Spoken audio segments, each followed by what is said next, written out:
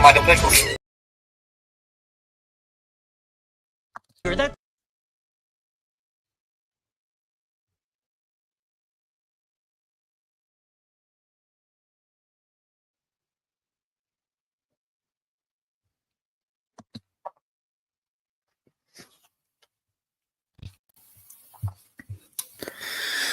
What's up, guys? Welcome back to the channel. Welcome back to a brand new live stream.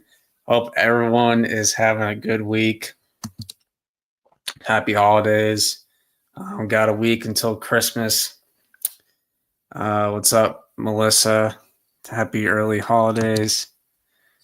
We'll get into that in a minute, Chromecast Theaters, but what's up? Didn't think this trailer was bad. It was good. Okay. Well, I'm happy for you if you think it was good. Because I don't. But Super Podville podcast. Bonds of Melissa. What's up, world? It's me, Underground. Rebranded your channel. Nice. That's awesome. Thinking the teaser for part 3 coming Christmas Day as a gift. Maybe. I doubt it, but maybe. We'll see. Yeah, he rebranded his channel, so good for him. Let's see. Got Cover Guy Rapper from 2000s. What's up? The Full House fan I've never seen before, but welcome. We got Fancast 100. What's up, man? Got Mr. Dragonfire. What's up? What's up, Finn? Hoop 2K. What's up, my man?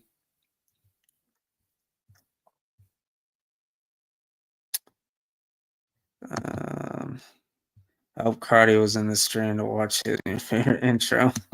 Yeah, well, every time I play the intro, he leaves the backstage, so I figured just play it to get it out of the way. Yeah, it was funny. But we'll talk about the trailer now. So we talked about it on Karate's Live. And my opinions, still hasn't changed. I just don't think it was a good trailer. I just wasn't a fan of it. And I don't think this movie is going to be any good, if I'm being honest with you. Who you got winning the NCAF tournament? I got Texas winning it all.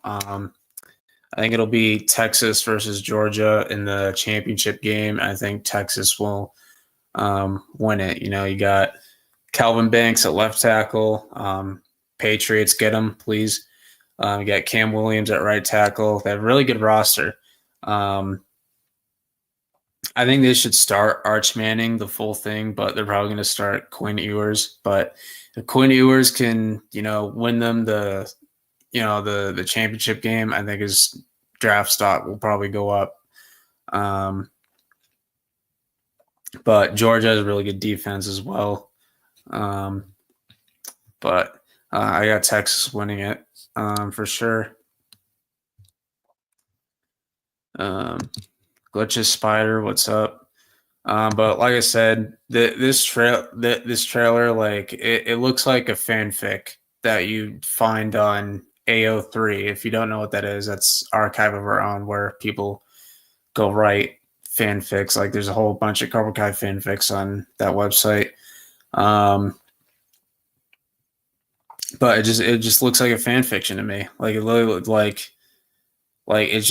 it makes no sense. You have Mr. Han doing like this monologue speech with the kid.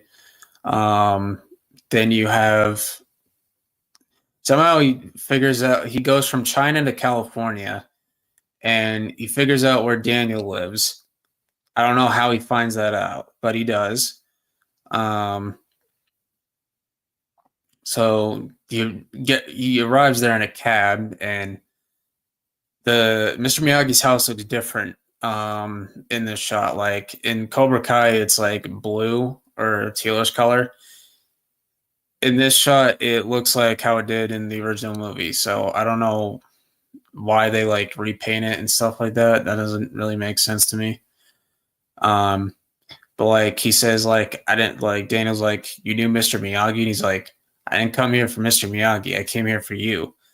I'm like okay, and like you're gonna have him go from China to California to Brooklyn. They go to Brooklyn for some reason. Someone please explain why that makes any sense. Like why the frick is Daniel going from why are they going to Brooklyn? Like that doesn't make sense to me. Okay. And why is Daniel gonna help this random kid that he doesn't know that has no connections with? Um and I'm confused on what this kid's even fighting for. Like like I couldn't tell what he was even saying in the trailer. Um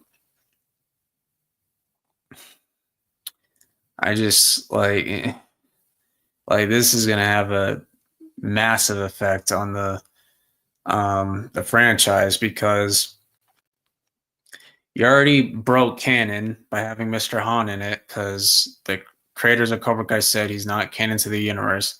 Now he is all of a sudden. So now 2010 Karate Kid is technically canon to the Miyagi-verse now because Mr. Han somehow knew Mr. Miyagi somehow.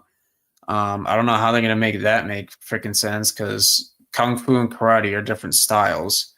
It's not the same thing. Yeah, they're both martial arts, but they're two different styles. Um, like also, none of the Cobra Kai characters are in this, which I'm thankful for. But it's weird. Like if Daniel's going to Brooklyn, why isn't Amanda in here? Like that's his wife. When he tell Amanda that I'm going to Brooklyn for a little bit, like you're just gonna have him just leave. Like he's just gonna leave his wife. Like alone to handle the dealership or whatever. And like I'm pretty sure Anthony is still in high school at this point. Maybe he graduates. I don't know.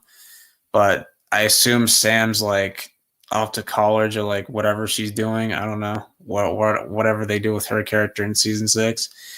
Like this takes place 3 years after Cobra Kai ends, which I'm not a fan of. Because like you're already doing something that takes place 3 years after the ending of the show. I'm like, you should let it breathe. You should let it marinate. You need to give it time before you even think about expanding the lore with the teenagers, the Cobra Kai teenagers. Because we really don't know how the show is going to end. And I hope I hope the ending of the show isn't just a setup for this stupid movie that shouldn't have been a thing in the first place. Um, it's just a cash grab. That's all it is. That's all it is. Just Sony attempt to cash in on the hype of Cobra Kai. I'm not gonna call Ralph a sellout because I don't think he is a sellout. But I just don't think this is the best look on him because he's always been adamant about respecting Pat Morita's legacy as Mr. Miyagi. And, you know, he's been adamant on his opinion of the 2010 Karate Kid and how he doesn't think it's a Karate Kid movie. It should be called the Kung Fu Kid. Um, you know, like this raises a bunch of red flags, you know, and the creators aren't even involved with it. Is the thing. Like it's written by somebody else that we don't even know. Um, so is it even going to be done right? And you know, how much is it going to fuck up the story? You know, um, and you know, this movie's set to release in May 30th, 2025. Cobra Kai season 6 is part 3. The The expectation is February 2025. We don't know when because they showed the release date, but then like they quickly hit it. So I don't know if it's still February 13th or it's a different date in February. I don't know. At least they changed the plot a little bit. The original plot for this movie was fucking stupid. Like they were gonna have the kid teach the adult who I guess owned a pizza shop how to fight because he kept getting harassed by criminals. That was the stupidest plot I've ever heard in my life. Like I'm not kidding. Like the original plot to this film was so bad. I'm not even joking. But I don't think this is gonna be a good movie. If I'm being honest, I just don't think it's gonna be good.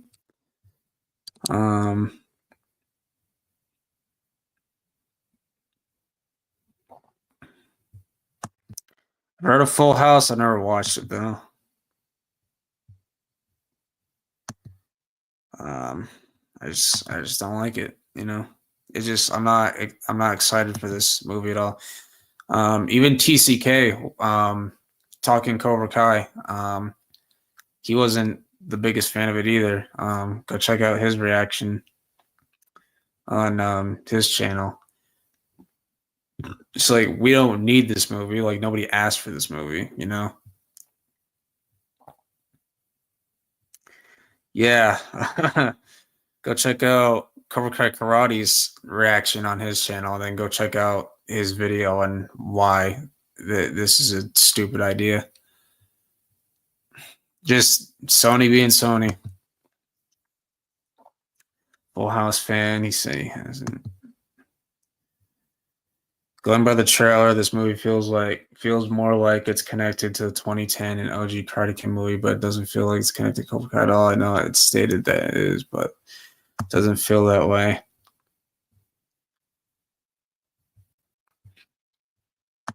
And I think it would have been better if it took place between the next Karate Kid, or not the next Karate Kid.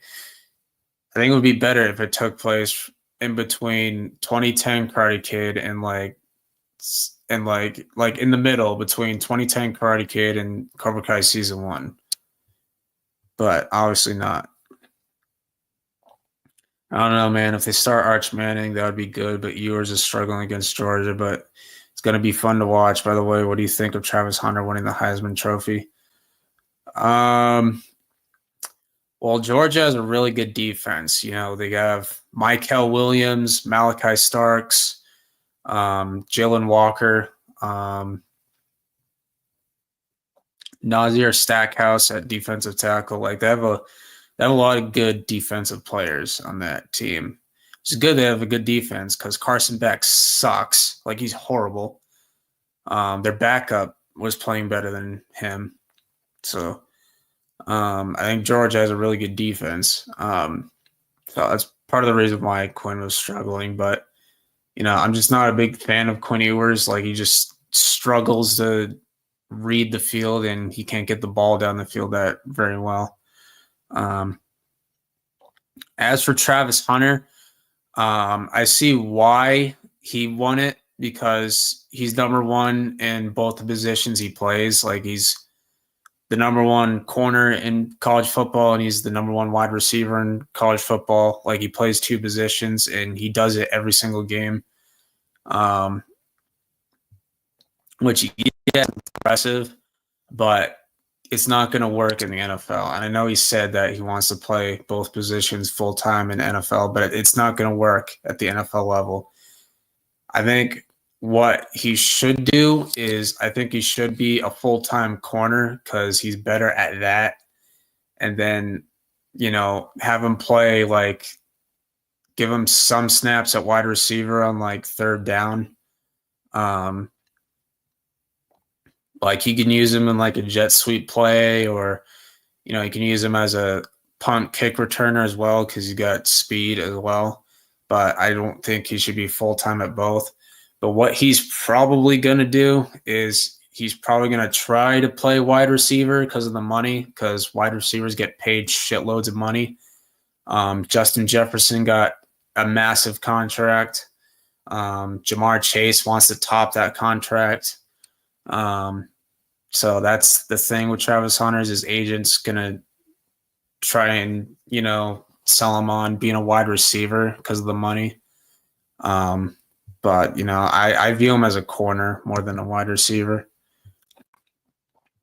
The movie has another tournament on top of the building. Yeah, like we're going into like another tournament. When we're literally like waiting to see like how the Saikai Taikai ends. Now, like we're going to like another tournament. Like I don't know, man. Agreed, especially since there's a 3-year gap between Cobra Kai and the movie. Yeah. Mr. Han said Sensei Miyagi, Mr. Miyagi. Yeah, but you know what I mean. The movie might be good, but it is so goddamn stupid. Yeah. Like, there's just no need for this. How do you think it will do on Rotten Tomatoes? Rotten Tomatoes probably glazed the shit out of it, if I'm being honest, because it's Ralph Macchio and Jackie Chan. But the lowest they'll probably get is probably a 50, probably. Movie is not for fans of the sequels and Cobra Kai. The movie is only for people who watched the original movie and the 2010 reboot. Yeah, pretty much. I mean, I think 2010 Karate Kid is a good movie, but it's not a good Karate Kid movie. The kid from the Karate Kid trailer has potential to be a good actor. Oh yeah, for sure. I think he does. Might be a better fighter than Quan. Maybe. Just the first trailer. That's why I said that it doesn't matter how well this movie does, mentally speaking. I'm not connecting it to Cobra Kai. And it takes place 3 years after, though. It's the thing. I think it was kind of Kid actor looked pretty cool. But bringing in the Cobra Kai verse feels weird. Yeah. I mean, I'm hoping none of the Cobra Kai characters cameo in this movie. I mean, William Zabka already confirmed that he's not in it, so Johnny won't appear in it. Trailer was solid. Okay. I agree with you. What's the point of the new Karate Kid movie coming very soon, right after season 6 ends?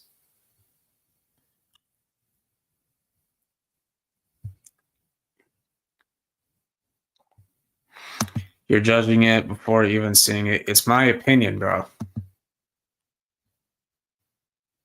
And it feels like a rush too. Yeah. Ironically, even the creators didn't like the 2010 movie that much, and that's one of the reasons why they created Cobra Kai in the first place.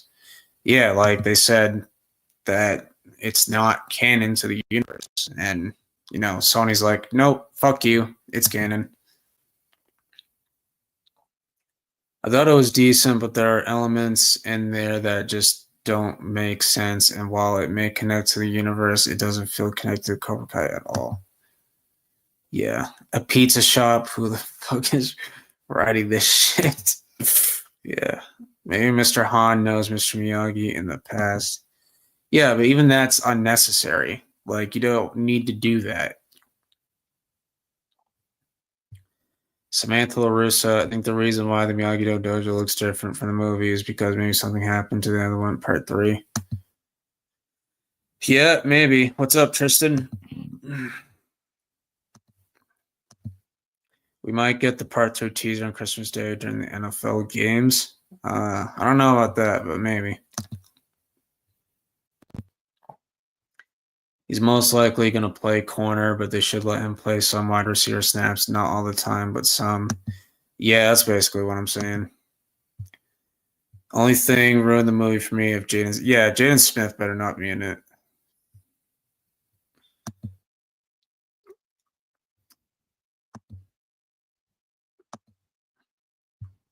Trailer looks alright, but it doesn't need to be made. Yeah, it's just unnecessary.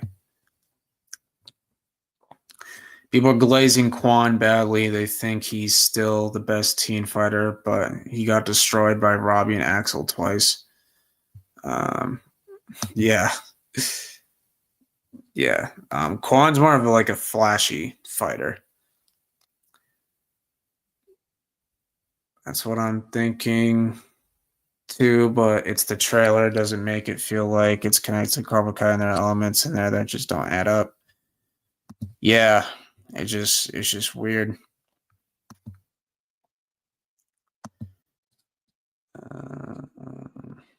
I do think the marketing for part 3 will start next month. Yeah, because John said like part 3 is supposed to have the best marketing or the biggest marketing or whatever. Jaden appears. It's gonna throw me off. Yeah, I don't want to see that. Kwan's the 4th best team fighter right now. Imagine the movie, 90% Rotten Tomatoes. That ends up happening. That's got to be like the biggest all-time glaze ever. Now it takes place 3 years after. I know it's confirmed to be connected, but I'm not denying that. But there's nothing that show that remotely connects to Cobra Kai other than Ralph. Yeah, like none of the other characters are in it, hopefully. Considering the controversy around Will Smith, the whole Chris Rock slap thing, so I doubt Jaden will appear. Yeah. Plus, Jaden's a rapper now. He doesn't do acting anymore. I don't know if you've seen the leaks for part 3, but stay up for on TikTok. Yeah. Saw some on IG. I'm not gonna talk about them though. I'm just gonna forget they ever happened. We could get something on December 31st for part 3. We should have waited until Cobra Kai ends, or just not do it at all. Just leave it alone. But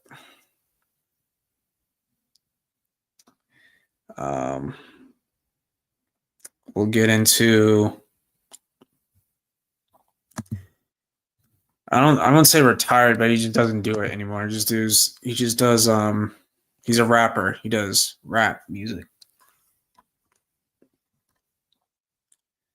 But we'll get into my week 16 NFL picks. I think Miguel versus Axe will be 10 minutes long. Maybe. Just 1 second, guys.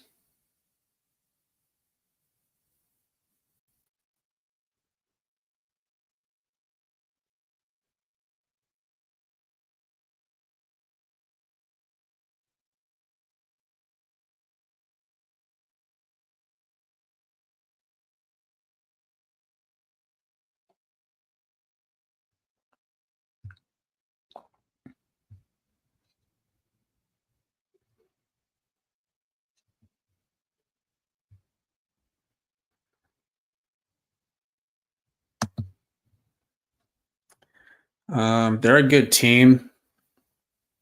They just lost a tough game to the Bills, but lots of injuries on defense, so that might hinder their ability to win the Super Bowl. But we'll see. Could have been a sequel to the original trilogy, not Cobra Kai. Yeah, they should have just connected this movie to the 2010 movie, and that's all. Yeah, like I just don't understand why they couldn't just keep them separate. Just keep Daniel out of it. A sequel, basically. I made it with Pixar, I think, but.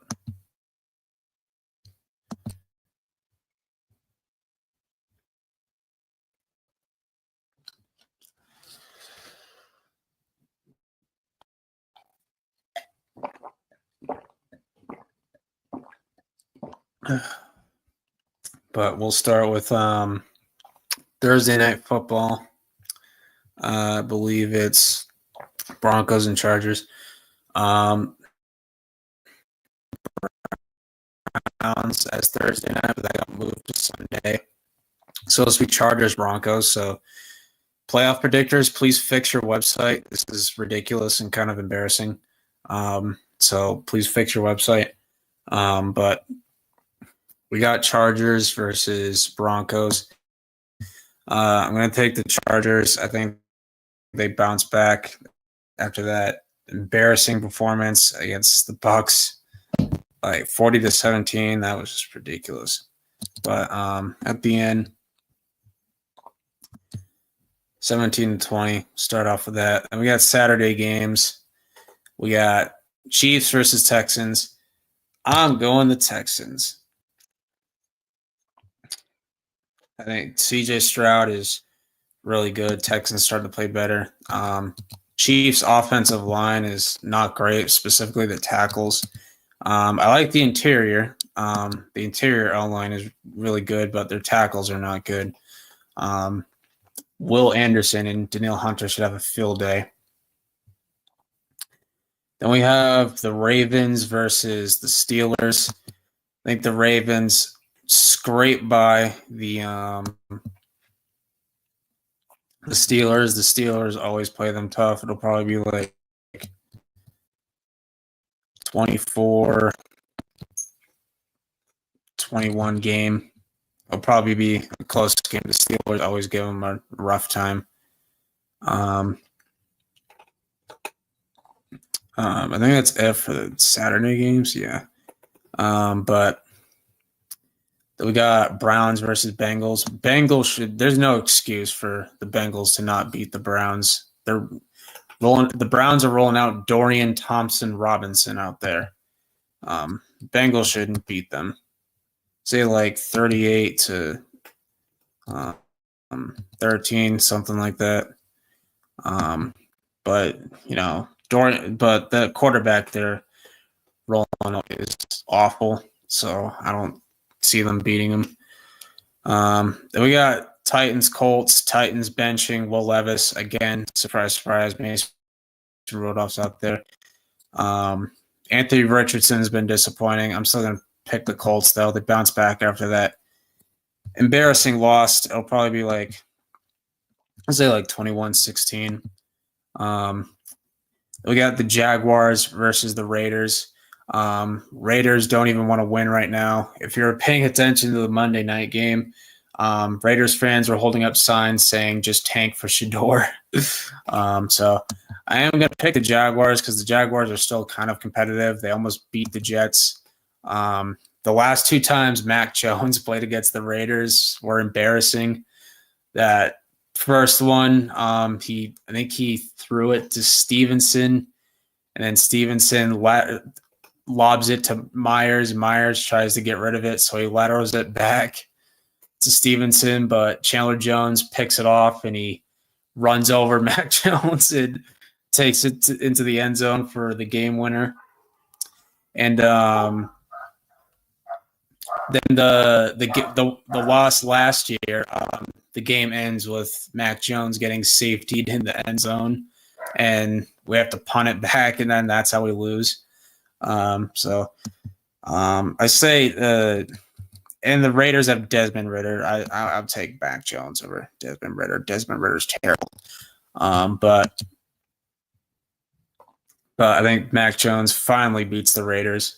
They just want Shador. So I got Jags winning this one. Close one. But, we'll see. Then we got Rams versus Jets. I am going to pick the Rams. They're probably going to win the division. Say like 27-20.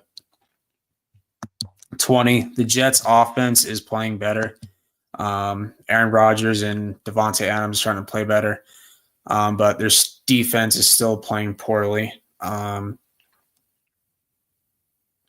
So we'll see about that.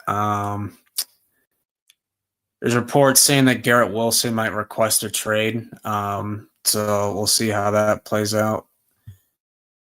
They got Miami Dolphins versus the Niners. I think there's a chance the Niners win this game, but I'm still going to pick the Dolphins because the Niners are they're so riddled up with injuries. And, they're pretty much out of it at this point. But I say Miami wins like a 23-20 game. So it might be entertaining, but Niners defense needs to show up if they want to win this game. I may end up changing this depending on how the week goes, but for now I'm going to pick the Dolphins. Then we got the Bears versus the Lions. The Bears just keep getting worse. Like they got destroyed by the Vikings. I actually watched that game live, and Caleb just couldn't do shit in that game. So we'll say like 31-20.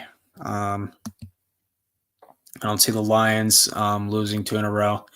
Then we got the Falcons versus the Giants. I have no idea who the Giants are starting. I don't know if it's going to be Tommy DeVito or if it's going to be Drew Lock again. But don't start Tim Boyle. Holy crap, that guy is terrible. But I'm going to pick the Falcons. They are starting Michael Penix, which on the one hand, I'm excited for. I'm excited to see him play for the first time. But on the other hand, I feel bad for Kirk because I love Kirk Cousins. I think I like him as a player. He's had, really good moments in his career. So it's sad to see him benched and they paid so much money. It's just like, what's the point of paying him all this money if you're just going to draft Michael Penix and you're just going to bench Kirk Cousins, like literally with like only a few weeks left in the season. But I do think Falcons get the win here against the Giants. The Giants want Cam Ward. Then we got Eagles versus Commanders. I'm going to pick the Eagles in this one. I just don't trust the Commanders. I mean, the Commanders lost to freaking Cooper Rush, so I don't know how they're going to beat the Eagles.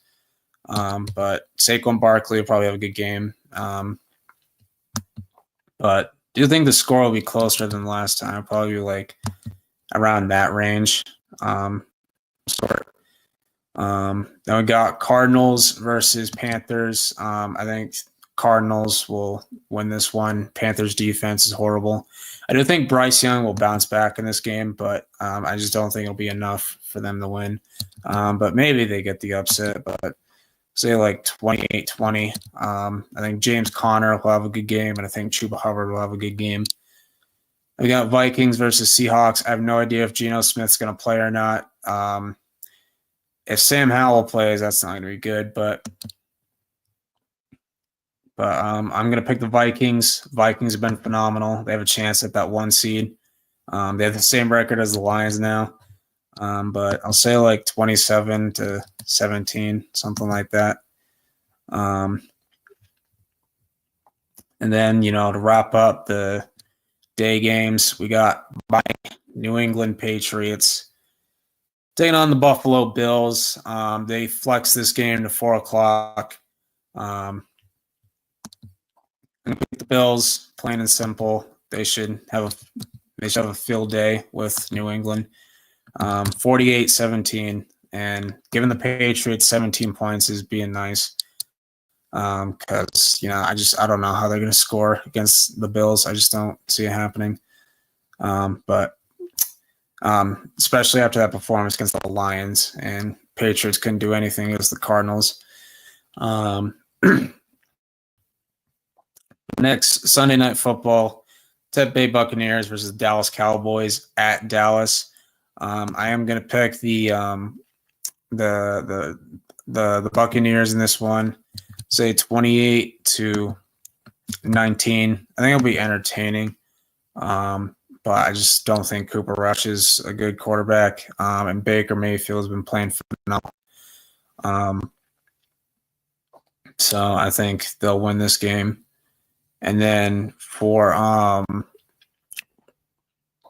the Monday night game, I don't know why this game's on Monday night, but it is.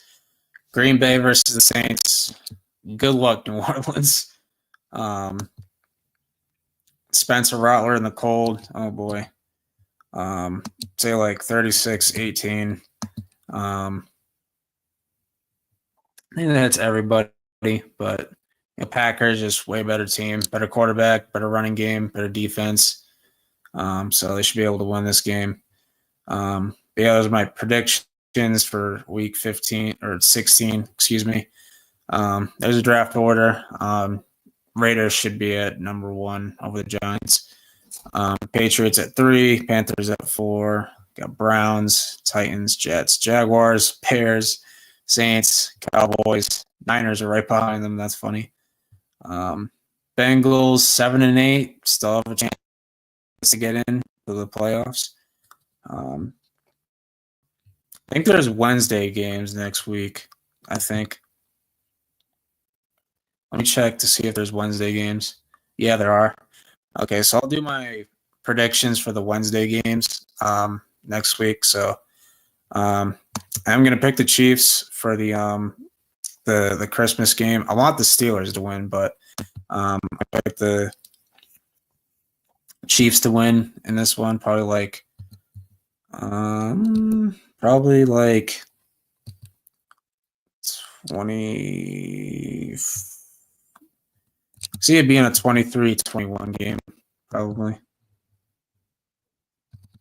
I do think Steelers defense will be good.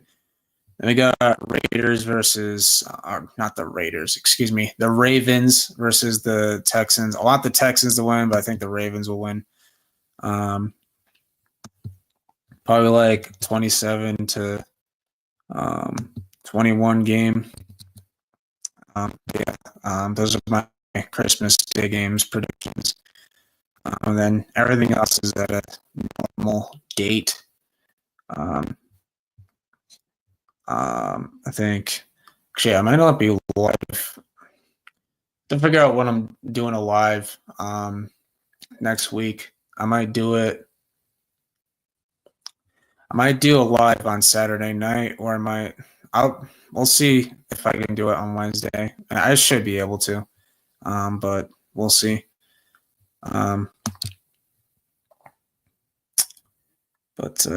Yeah.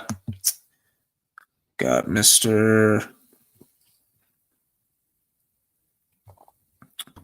Cobra Kai Karate. What's up? What's up? Yo, did I hear you disrespect TB12? What? I was listening to you. You're disrespecting TB12. TB12? Yeah, TB12. I know you're not talking about Tom Brady, so I'm sure you're talking about somebody else. So I'm very confused. TB12. The greatest quarterback of all time, TB12. What are you talking about? How did I disrespect TB12? What the heck? You're saying he's the worst quarterback like ever lived, and they better not start him? Like, what the hell was that about? I never said that. What the heck? Yeah, Tim Boyle, number 12, TB12. Oh, my God. No, you don't start.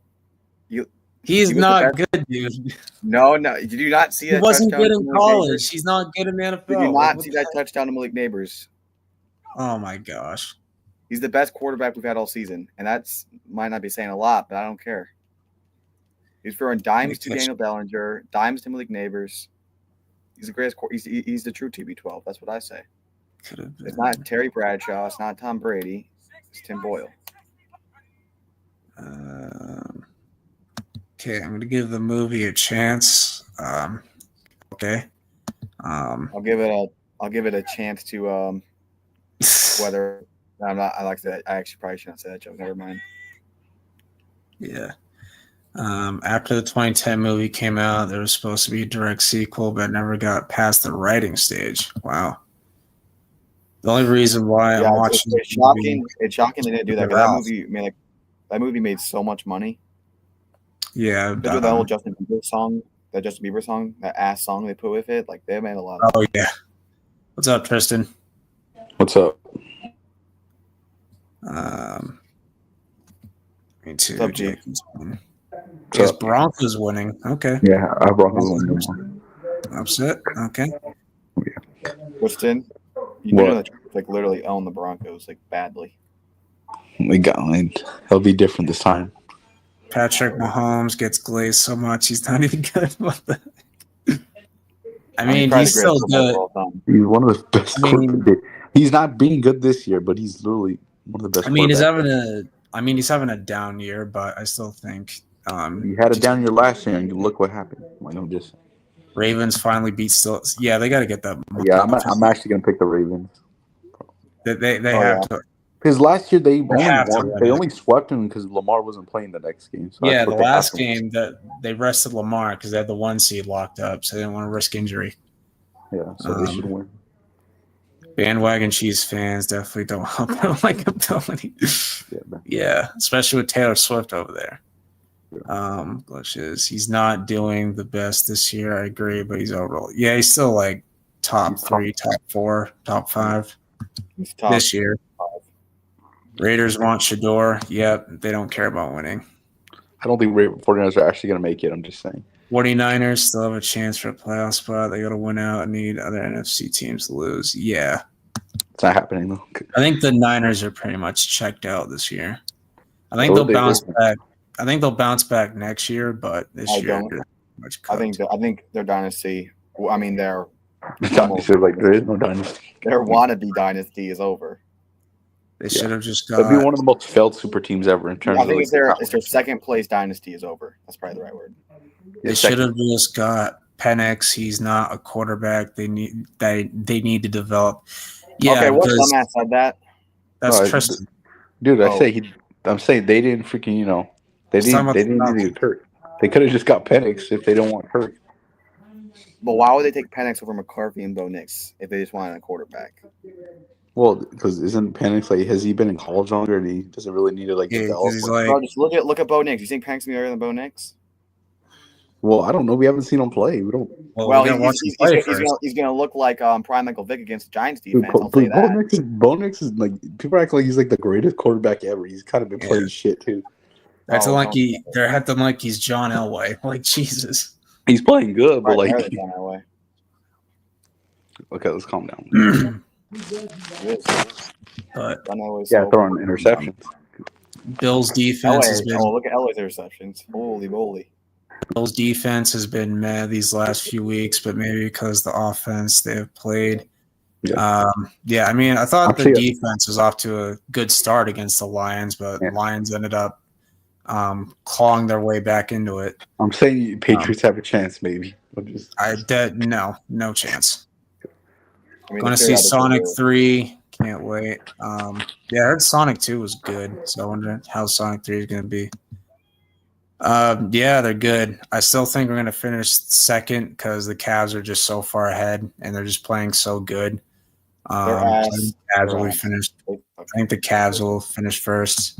They're terrible. They're terrible. Chiefs have been getting so lucky with wins. Yeah, I know, man.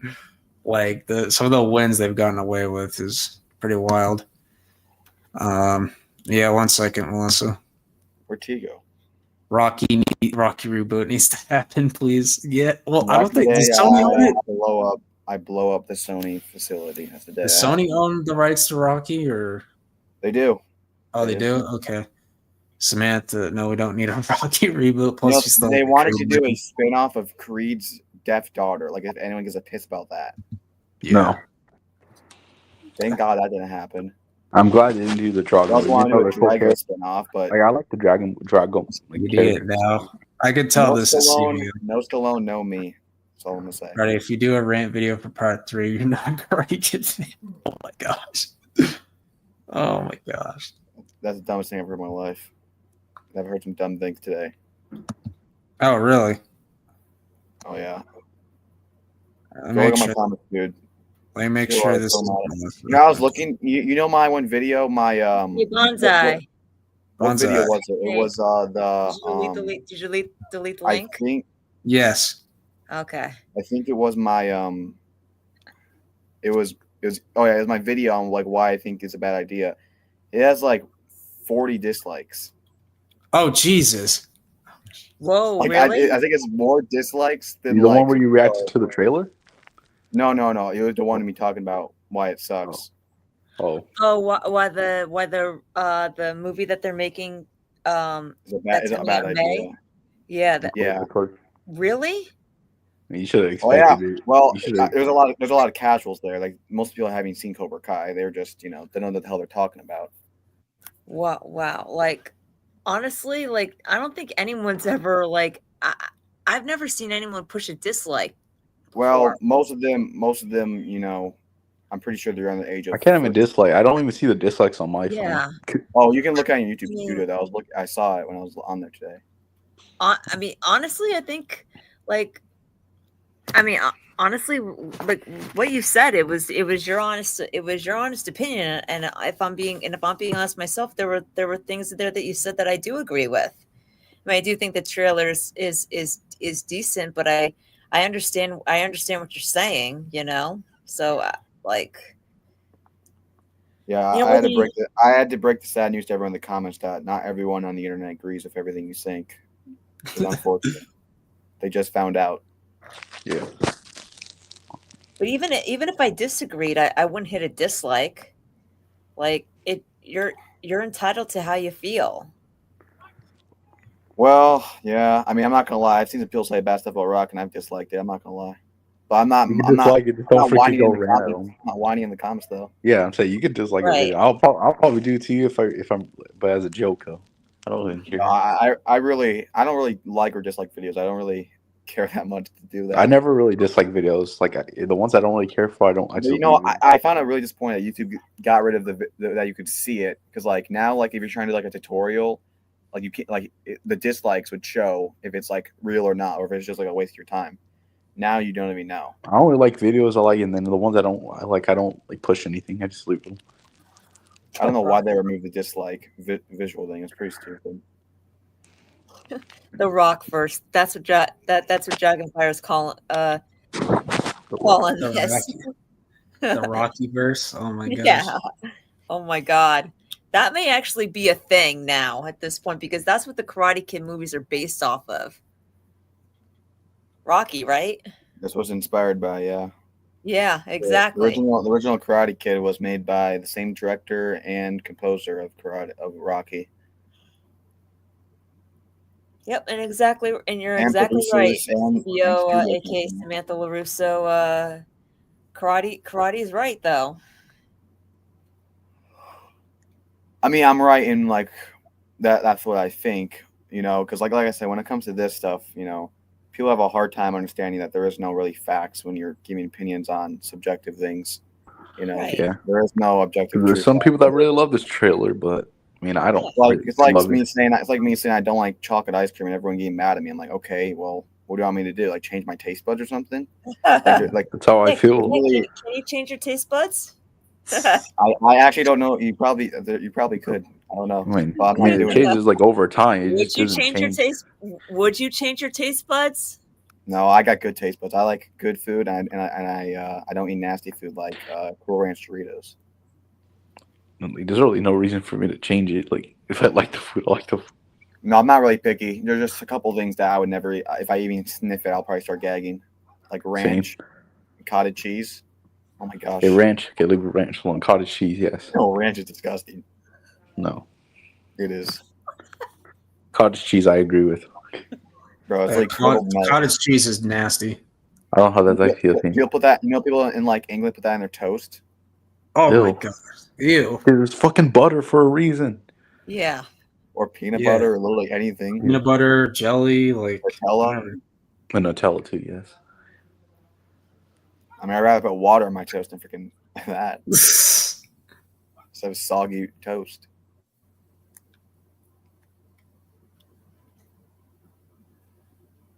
Axel not being Miguel. Well, for story reasons, yeah obviously. Yeah, for Hot story take: reasons. if Robbie loses to Axel in the part 3 semis, I hope Axel beats whoever he faces in the final match. Well, he's not beating Miguel. He's not beating Miguel. For story reasons, I can't. Oh yeah, for story reasons. I do think Axel would beat For his story ass, reasons, he's not beating Miguel. Realistically speaking, he should beat everybody. He could wipe the floor. Should beat everybody. He could beat all the team. Like he could throw Miguel through a wall. Yeah. Realistically, every single kid. He could probably. He kept knocking him to the ground in episode 10. Saying Axel could take Robbie and Miguel 1v2, probably. All right, no, that's all right. Calm down, Tristan. I know. I'm just kidding. I'm glazing. Or the trailer, like, God. the fight scenes, but honestly, I don't know how to feel about it. Yeah, it's not being Miguel. I mean, the fight scenes are like any fight scenes you'll find in any. Hector returns, Karate rage, but I mean, Karate might like that more than the Karate Kid movie. He said it himself. Oh, hey, wait, Karate. What would you have done if Hector actually appeared in the movie instead of Daniel? That would have been better, if I'm being honest. Or better yet, what would you have done if Hector appeared with Daniel? At least it wouldn't mess with Daniel Lewis's character. What would you have done Karate, if Hector appeared with Daniel in the movie, and all three of them became Karate? Dude, he might burn the entire theater down. I mean, At this point, he well, would already break into going Sony downhill. and burn the whole place down. I mean, I'd probably hate everybody who hate. There's no way they would actually. I mean, maybe they would honestly. I think there's a 0.1% chance Hector turns in par 3, but if he does, I mean, I'll probably just. You think turn it Axel could beat KK3 Mike Barnes? You We'll think get a Hector's No, not I don't. returning part 3, I right? don't know, man. That's actually.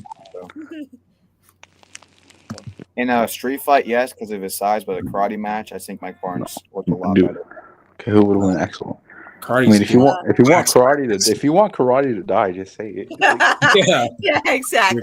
you better kill Karate, man. Yeah, yep. Karate goes into his Terry Silver villain arc and burns the Sony company down. Oh god. Axel would win, because he's taller than half of the kids and Yeah, but that doesn't matter too much in a karate Speaking, tournament. yes, but he's not beat. But for plot reasons, he's not beating Miguel. Oh yeah. Realistically speaking, he could pick every single kid up in that dojo and throw them through a wall or through the ground. But for plot reasons, he's not doing that to Miguel. Yeah. As we get a Rocky reboot, we see a new kid, and it's revealed to be Stallone's lost long son. Oh my gosh. They better not reboot that shit. Oh, dude, I would actually. It'd be the most Sony thing ever, though. I wouldn't mind a Rambo reboot, but a Rocky, no. No, so they're just gonna make another Rocky in another universe, but with the different. you already got the Creed movies. Bro, This no is one not can do freaking Rocky. Marvel. Like, how is someone going to match that voice? This is not like on, Marvel, where there's like different That's versions of characters. Like, You how are you cannot going to do that? Like, it's just meant not to be tough. Same thing with. I mean, the only iconic reboots I think should be rebooted. I think the two ones that I can just think of right now would be Rambo, and I also would like Back to the Future be rebooted. Yeah. You actually would lie. I thought you would actually be against that too. No, because I feel like Rambo is more of a cliche story than the Rocky. Rocky's has so much more. Maybe heart. they could find a way to like reboot Back to the Future, but they cannot. No, Back to the Future is such that like imagine it being like the reverse of like a 2024 kid going to the 80s. I mean that could work perfectly in modern day. It was at the It couldn't be too cliche. It would have to be funny and have to be good. But I think something else too is that they even something else too is that they even reference Rambo in Cobra Kai when Amanda. Well, it is funny. It is funny. I thought of it. You know, we always criticize how they name drop Jackie Chan, but they mentioned Rambo, and Martin Cove wasn't Rambo too. So does he just was he in the movie? Like, does he know he was in the movie? Maybe Kreese was just acting with Stallone. Who knows? Yeah, you never know. Yeah, and maybe Mr. Honda was a long lost. Who the freak is Jackie Chan in this universe then? Mr. Han is Jackie Chan's long lost twin. Yep.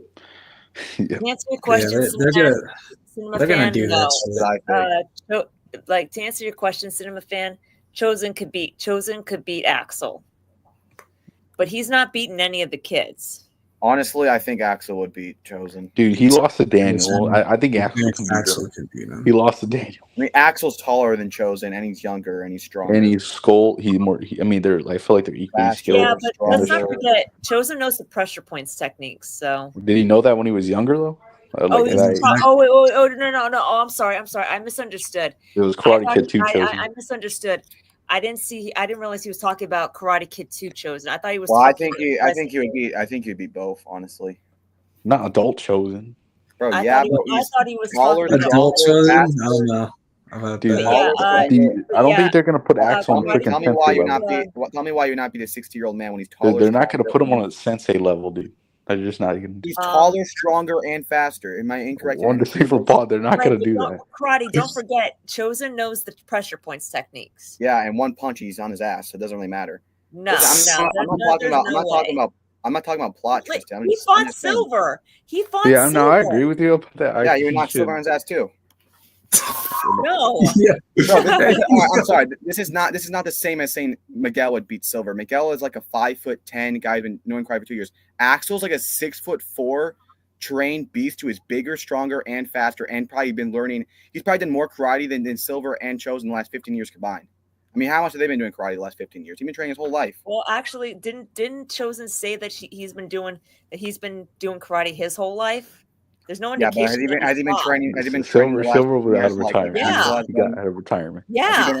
Has Axel Yeah. has he been entering karate tournaments and training for karate tournaments No, every but day of he's his been life? training for life. But he's been training for life. Not in the last 15 years, like the way Axel is. 9.5. The Karate Kid. Take it out of the show. Take it out of the show. I'm not saying if it's in the show or plot. I'm just saying if these two characters are real, Axel would, he would put No, him. if you're talking about real life, yeah. I agree. No, I mean, like everything that happens in Cobra Kai is real. And we just enter that universe and it's real life, but there's no action, there's no plot. He's knocking him on his ass. Him and Silver combined at the same time. Yeah. Oh Yeah, my gosh. Karate Kid 2. No, I'm like, just saying. Karate I thought Kid you were 2, just talking. If you're talking about plot, they're not going to have him be on Sensei level. Well, that was kind of my whole point. Yeah. I'm thinking Right. not plot. But I don't Karate Kid. think they would ever fight each other either for the plot. Yeah. I mean, I don't think they'll have the senseis fight the students. I feel like, I think they'll have them fight side by side, but them actually like a kid fighting the adult. I mean, we never saw that besides maybe Kim with Tori and But to answer your question, Simafan, yeah, Karate Kid 2 chosen. Axel would beat him. Absolutely. Adult version, they're not putting Axel on a sensei level. no, They're not just not the doing story. They're not doing that. They like to keep it that way. They don't want to put like I think freaking Back kids to on the Sensei Future level. trilogy ended perfectly. It doesn't need any more sequels or reboots. Well, if you think about it, disagree. the Karate I Kid think ended. the- perfectly. He just wants a reboot. He doesn't want to like do like sequels. To, Well, like, the original. honestly, I don't think the Karate Kid ended so well. I think Karate Kid 3, the way it ended, was not a good farewell, and especially when they bring Mr. Miyagi back into that next Karate Kid, they did not end the Karate Kid franchise right. If anything, Karate Kid 1 and 2 are a better ending than 3 and 4. Well, yeah. Yeah. And then like the whole Four should have franchise never happened. and then the whole franchise get knocked on its head by this reboot. So it really did not really end right. That's honestly the reason why they made Cobra Kai is because they were not happy how the franchise. But we can't even call it a reboot now because it's in the same universe. It's not even a Yeah. reboot. I'm gonna call it a reboot. I don't give a piss what Sony says. But anyway, when I'm with Back to the Future, I think it's such a long like that story could last like 100 years ago and 100 years later because I know they can do it now. Even I mean, I agree. It's like speaking to the old generation, the new generation. They could both bond into one. Just such a good story. I mean, I feel, and there's so much stuff you can do from like a 2020 kid going to the 80s. Like there's so much you can do, and it doesn't have to be like it could be like a soft reboot. It could be like someone who like actually like Back to the Future actually like the movies actually exist in this universe, but they try to, but it gets like replicated by someone who is like whoever said that movie they wanted to make a real time machine, and it's not necessarily a reboot, but it's like a soft reboot. It's more of just the idea. I don't think there should be a sequel. Obviously, I think that would be too much. Especially with, don't like bring back the old actors as Parkinson. So, I think a reboot or a soft reboot, I wouldn't mind if it's done right.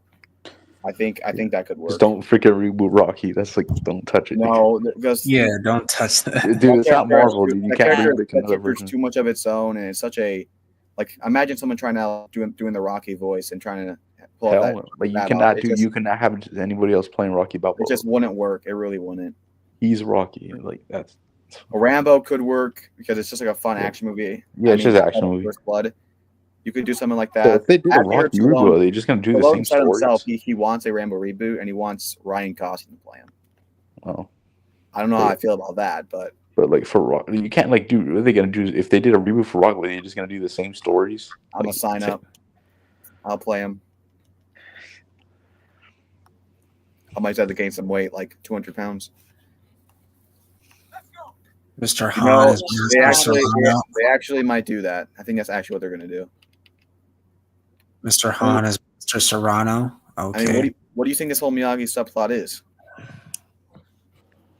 You know what they could do is that you know the Shimpo Sensei story that or legend that Mr. Miyagi told Daniel and the Karate Kid 2. That's how they could draw the connection. Mr. Han's ancestors knew Mr. Miyagi's ancestors. That's how they could do it. That's probably going to be the cheap excuse they give in dialogue. Probably.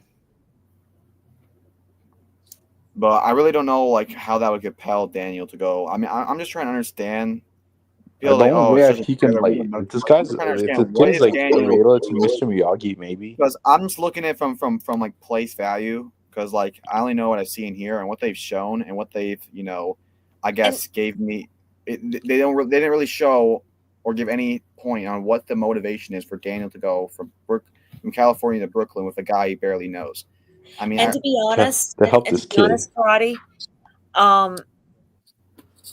you know how like when I said that I don't feel like mentally speaking, I don't feel like this is connected to Cobra Kai. That's because the trailer itself doesn't even give any connection to Cobra Kai at all. Like I know that it's connected to the universe. I'm not doubting that. And because especially since they confirmed it. But it's like even though they say it takes place three years after the events of Cobra Kai season 6, part 3, it's like it doesn't everything looks so different.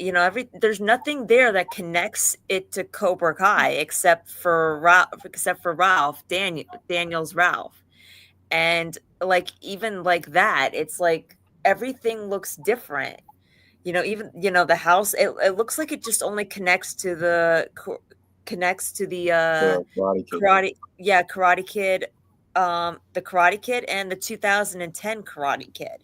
But Well, it's like yeah. I mean, I think they're looks gonna like do. it doesn't look like it connects to the Cobra Kai at all. There's no characters. There's nothing there. And if we don't get a scene where Daniel is at least talking to Amanda or mentions his daughter Samantha or Robbie or Miguel, then it's like, I'm sorry, mentally speaking, I don't consider it a connection to Cobra Kai. Yes, it's a connected to the universe. I get it, but I don't consider it a connection to Cobra Kai because there's nothing in there that even remotely indicates that or shows that other than just Daniel. That's it. Well, yeah. I mean, obviously, it is just a trailer, and I think what's hard about it is because I think they did that. I mean, they could do two things. I mean, it could be exactly what you're saying, and they just said it's a part of Cobra Kai just to get people excited to watch it because it comes out like right around season 6. And it could just be a part of Cobra Kai. They just don't mention it at all, and they really just say that just to make people go in the theater, or they're just not showing in the trailer because it takes place after Cobra Kai, and Cobra Kai is not completely out yet. So Right. yeah, I think it's really weird how they posted a whole 2-minute official trailer like months and months and months before it comes out. It really doesn't make sense to me. But yeah, I mean, they say it's canon, and if they're not gonna do it, they had to say that for a reason. It's for one or two reasons. Either they genuinely want this canon, they're gonna put stuff in it to make it seem canon and mention stuff to make it canon, or they're just saying that just to bull-eyes people just to get them to go in theater because it's right around season 6. Either way, I mean, Honestly, It's cool with Daniel. It's cool with saying Daniel it's LaRusso. canon. So. Honestly, honestly, I wouldn't put it past them for them to say that the reason why they're saying it's canon is because Daniel's canon to Cobra Kai is because Daniel's in it, and that's the only reason. Yeah, but the thing is, Daniel, like that comes with everything with Daniel though. Like Daniel and Cobra Kai is not just Daniel. Daniel has like connections to like Johnny, his family, his daughter, his wife, like so much important things. I mean, unless like something drastically changes in his character in season 6, him being in here, and this is the same Daniel from Cobra Kai, and he has not mentioned anyone really at all, or really doesn't talk about him or shows him or do anything in this. Like, how can you really consider this canon? Right, that's what I mean. It's like that. I wouldn't be surprised if they went that route. Now they could have Daniel like talk on the phone to Amanda, or him mention his daughter, or show something in the Cobra Kai. They'll probably do that in the movie. I'm just saying, like, I wouldn't put it. I'm just saying, like, just so far from what we've seen from the trailer, I wouldn't put it past them to do that. But like I said, I'm going in with this movie with an open mind, so they could have a scene for all I know. Daniel mentioning Sam, Anthony, Miguel, Robbie, talking to Amanda. I mean, I hope we don't see any of those people because I don't think they are going to be in the Shield. If they do, I'm gonna have to mentally. See them, just mention I would have them. to like mentally. I know even if we see or they mention them, it doesn't like if if that just happens, something that indicates that it's connected to Cobra Kai. that's exactly what I all. don't want though. Because if that does happen, I'm gonna have to like mentally accept this is a part of the Karate Kid lore. I mean, I've already accepted it because they literally showed Daniel. If they just do this and they don't mention it at all, at least I can just say, frick you, Sony. I'm not. I mean, it's kind of hard not to because it's literally Daniel. That's like Daniel, the character. Yeah, I mean, I'll just say it's a different Daniel. That's what I'll say. Right. No, I'm just saying. It's the same thing that Star Wars fans do. They don't really consider the Disney stuff canon. They say it ended with Episode 6. Yeah, So, no, I'm just saying, like them. That I wouldn't put it past that. Like they could have. They. I'm gonna see the movie. They'll.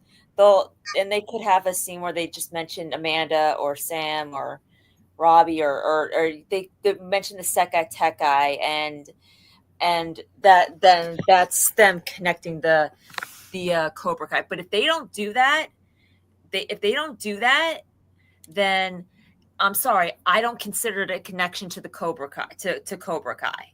I know that they said that that it takes place 3 years after Cobra Kai, but I'm not considering it a connection if they don't show any connection at all, or not show or have any connection at all, even with Daniel there. Like it just seems like he's just the Karate Kid version. I probably feel like it's just like it's a continuation after the Karate Kid 3 or something, and like Cobra Kai never happened. Maybe that's what I mean. Like, yeah, that's what I wouldn't consider it connected to Cobra Kai. The Karate Kid universe, yes, because they're obviously doing that, but not to Cobra Kai, the TV, the show that we've grown to love.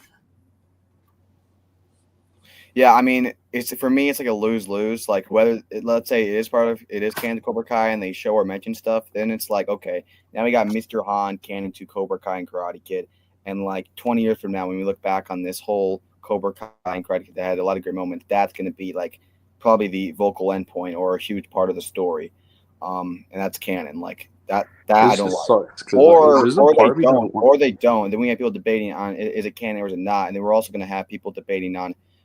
Like and then we're basically just have like a multiverse dimension in the Karate Kid franchise. Like it's kind of cool. Daniel, but not the same Daniel. I'm like, bro, the fact that this Karate Kid franchise turned into either a reboot character being canon or it being a dimension multiverse is like the fact that either one of those are literally going to happen. There's nothing we can do. I mean, it's sad. It's sad. And it sucks because there was a part of me that wants to see Cobra Kai characters on the big screen, but not like this. Like, if they made a Cobra Kai movie, it would have to be like years after it. But like, I think Cobra Kai works better as a show. 7 to 10 years. I think Cobra Kai works better as a show because there's so much characters in it. Yeah, but it would be cool to see them on the big screen, but not like this. Not like this. What they could have done is have Cobra Kai Part 1 and 2, and then have the final part be a movie. Like it can be like that would have been so much better. Sick, dude. That would have been a lot better than whatever the hell this is. Yeah. No, I agree. I absolutely listen. I agree with you guys. I agree with what you guys are saying. Absolutely. It's possible they might have a cameo or name drop in the movie. Kind of how Daniel mentioned Julia Pierce in season 2. Indirectly. Wait, when did he mention Julia Pierce? I don't know. Axel Gandar's the pressure points. Well, he kind of like he has alluded to Julie a couple of times. I mean, alluded and mentioning are two separate things. Yeah, people are sleeping on Axel. He did. Yeah, I know they're two separate things. Daniel, but yeah, you can say the same thing about like in the next Karate Kid of Mr. Miyagi mentioning Daniel LaRusso at one point. Yeah, he did. Sensei Wolf knows the pressure points. What? Okay, good night, Cobra Kai Rapper. Good night, Cobra Kai Rapper. Karate Kid won Johnny. Axel probably wins. Yeah. Versus who? Karate Kid won Johnny versus Axel. Oh, that would be a freaking massacre. Yep. Dude lost Axel. Okay, I don't know what Samantha Russo's on about. Wolf doesn't know the pressure point technique. KK1 Johnny's not even that good. He did He not. lost by an injured kid that's been training for 2 months. Yeah. And the point is that every kid got fired. Yeah, that's a bunch of and Johnny was a back-to-back champion at the time, and he lost to an injured rookie. Yeah, it doesn't matter. And the point is that every Karate Kid villain gets stronger. That's Okay, wasn't Kadarius Toney a back-to-back champion? I'm just saying. Okay, I'm not even defending Johnny. I'm not trying to be like God, but it's a team sport. I'm with the nerdy. I'm actually on your side, Karate. I said Johnny was a back-to-back champ, and he lost to an injured rookie. I'm not talking to you. Hey, I hate to be the guy, but it was a team sport. Yeah, team sport, sure. Not in karate, apparently. Yeah. I mean, Jalen Hurts was in the Super Bowl, so that's enough. In my opinion, Karate Kid 3 is a terrible ending to Daniel's story. It just was not satisfying. I agree, dude. Yeah, Daniel they kind of just end that movie just ends randomly. Like it's pretty much just the Karate Kid 1 ending. And then it just plays the music and then roll credits. And Daniel was just like a complete Mr. Miyagi, and it was the like whole movie. And it never was really never really was a genuine apology, just saying like I need your help, and then Mr. Miyagi like we don't even see the aftermath of Silver, Kreese, and Mike Barnes because Kreese tried to choke out Johnny in the second movie. Like, and bro, I mean, like, dude, when he like went and like ripped out the bonsai tree, and he's like freaking out, and then he goes to him and he's like screaming at him, like I don't want like just because he doesn't want to train him for another tournament. It's like. Everything is like he's acting so crazy. He acts like he's on cocaine, dude. He acts more crazy. Yeah, exactly. That's what. Yeah. Like, but I will say, but hold on, I will say though too. Like I don't condone what Daniel said and did to Mr. Miyagi. That was way insane. But Mr. Miyagi, though, too, is also acting out of character because, like, he literally witnessed Daniel getting beat up. Yeah, I feel like you should have helped him out more. Yeah, and it was like, and he saw how much trouble Daniel was in, and you're his sensei. You gotta help him out. Daniel said that he had no choice because Barnes had him over a cliff, and him and Jessica over a cliff, and was threatening to drop him. It was until he agreed to do the tournament. Like that was out of character, like Mr. Miyagi. Like, why wouldn't he help him? Yeah, I'm not gonna lie, Karate Kid 3 was just written terribly. I mean, I think Daniel was being a dick. Mr. Miyagi. I will say this though. Season 5 kind of like in a sense redeemed it because like they gave. It made me look at that movie way differently and better.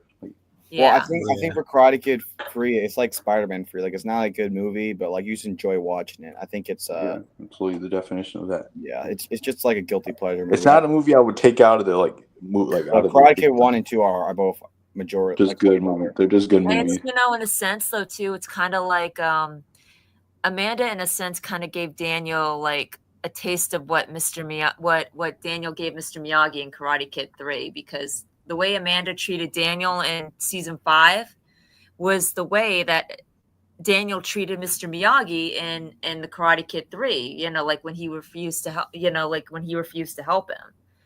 Like, so he kind of gave like Daniel a good taste of what Mr. Miyagi was going through, even though we didn't see it because, well, not and in Cobra Kai, they put more depth on it. Like, it shows more in visuals and scenes on what Miyagi was feeling like under, because they didn't really show what Miyagi was feeling.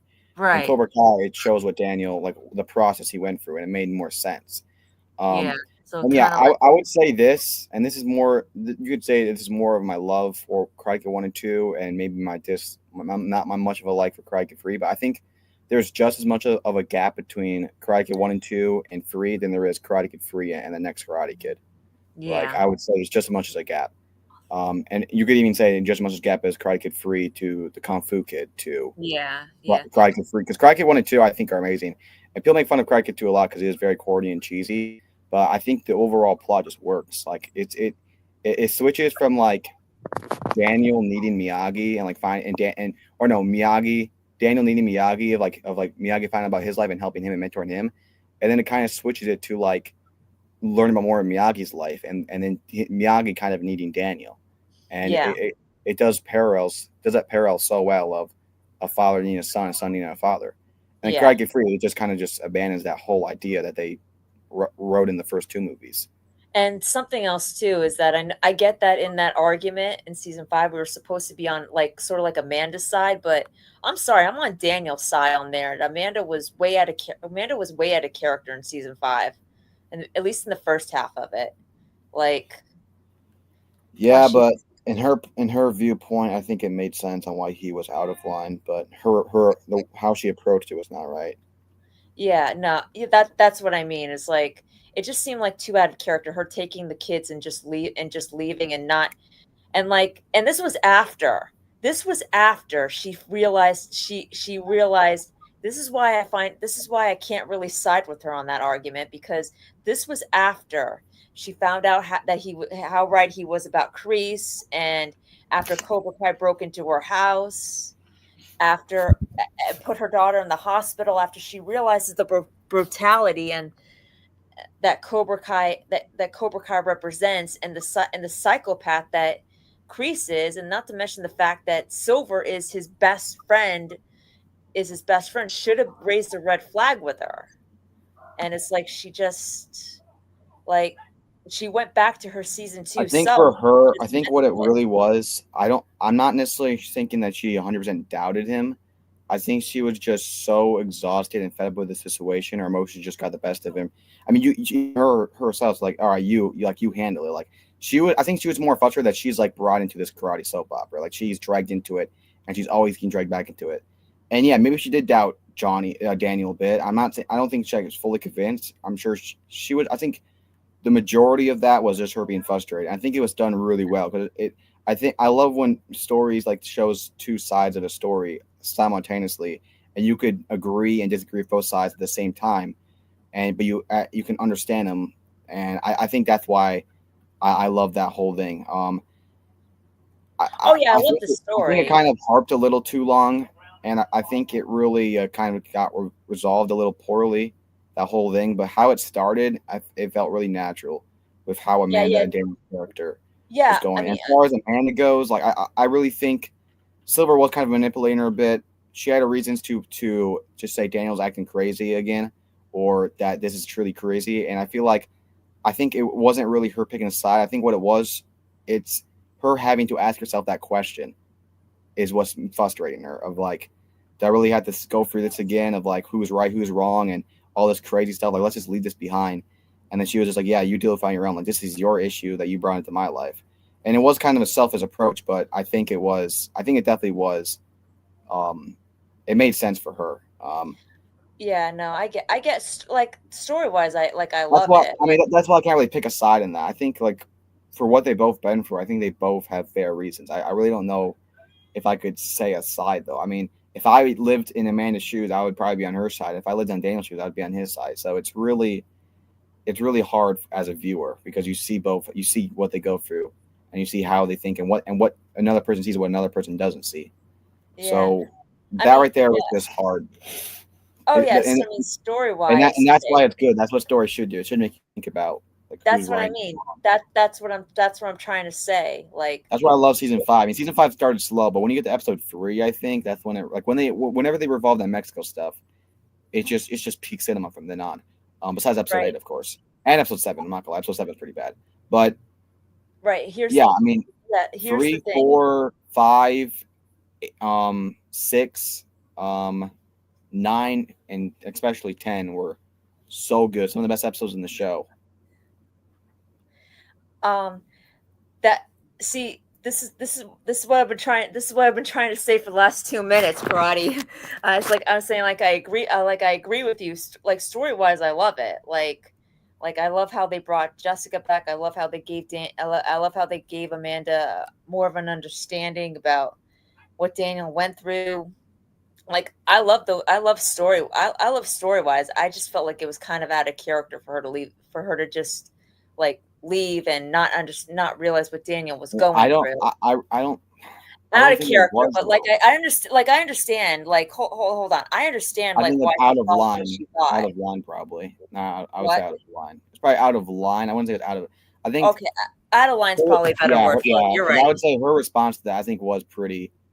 it was consistent with what she's been feeling the last couple seasons.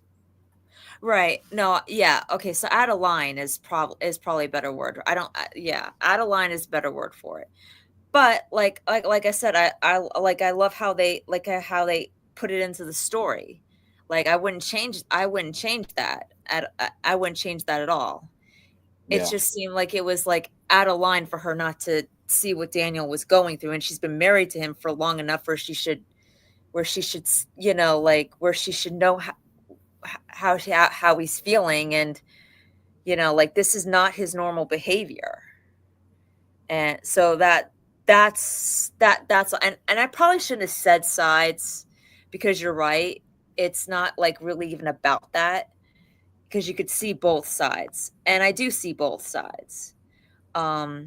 And yeah, I mean, no one's really in the wrong or right in that scenario. Yeah. It's really just no, you're absolutely right, and that's how I see it too. And I probably shouldn't have said sides. That was poor wording on my end. Oh, no, it's fine. It's just hard to. It's just like it. It's just kind of like when you watch it, it's just kind of like okay, like yeah, especially I think when I think what's hard is when it's hard to talk about this, because from a viewing point, like you would obviously pick Daniel's side, but yeah, when you look at what like Amanda didn't see all those things, she doesn't know everything, and Daniel in the past have acted like really erratic over, like, remember in season 1 how he acted with Johnny and stuff. So he has done this before, and since everything seems to be going good, and like recently with Amanda, and like everything seems to be going fine, and then now and Kreese goes to jail, like she in her mind she thinks it's finally over, and he keeps rattling on and on and on, like even if it is true or not, she's just like so fed up that if it is or isn't, it's a lose-lose scenario for me, and I'm just so fed up with it. She listened to Jessica, though. She listened to Jessica. Yeah, I think what it was, either she had trust issues with that, or she was just fed up with it, and maybe she didn't take it as seriously as she thought of. She was like, okay, if this is real or not real, you deal with it, because I'm sick and tired of dealing with this. And then eventually when Amanda, or when Jessica kind of like, tells her how important it really is and how it almost got to death at one point, she probably felt bad, and she probably felt like, okay, I really kind of undermined this, and I kind of took it selfishly. But yeah, I don't like how she came to that realization over a talk with Jessica. I felt like it would have been better if she like went back to Daniel and they talked, and then she like said I'm sorry, and then Daniel said he was sorry for like bringing her into this, and then it gets resolved like that, because it can resolve. I wish they would have had an apology. That was I thought that was actually such a fun, good arc with Daniel. Yeah, and like Daniel kind of going crazy and Amanda losing her trust in him and like just getting fed up. I felt like it was such a good arc. Like as me and you both been explaining why, it just was like. Yeah, no, I thought it was a great arc too. But how they ended it, I was not the biggest fan of it. They kind of just let it just kind of just faded away. It didn't really come to a conclusion. Yeah, I wish they would have had an apology scene between Daniel and Amanda. Yeah, they didn't even really mention like that whole thing. It was just very vaguely mentioned about that. And honestly, I also wish they would have had a scene like where, like, because I don't even think Amanda even asked Sam. Like Sam wasn't even speaking to Amanda. Like, in episode 5, Extreme Measures. Like she wasn't even speaking to Amanda. Like, so you could tell like Amanda didn't even ask Sam if she wanted to. Like she made Sam go with her. So if you could tell, like if it was up to her, she would have stayed with Daniel. Yeah. So I wish they would have had a scene like where either Sam like tells Amanda off for not listening to Daniel in the first place and making and leaving, or she would have just said I want to Daniel. They would have had like a scene where I want to stay with you. I want to help you deal with this. And Daniel's like, no, go with your mom. And Sam says, just so you know, I believe you about Silver. Yeah. To answer your question, CBO, I would say my favorite trailer. I agree. It's the season 4 official. CKW, anything to add? That was my favorite. The Rock of Ages one. Love that. Definitely not the season 5 trailer. That one, I like PTSD and think about that. I'm behind on chat, so I don't know what you're talking about. No, I just he was just asking like, what's my favorite trailer? Yeah. I would say season 4 official. the Rock of Ages song. The Silver's in it, and when I watched that, I was such a huge Silver fan. We didn't see any Silver besides the end of that teaser. So when they showed him and we saw him like confronting Daniel, like, oh, for me seeing that for the first time was just like, it was so exciting. But in all honesty, Karate, you've actually given me some new insight on the season 5 with Amanda.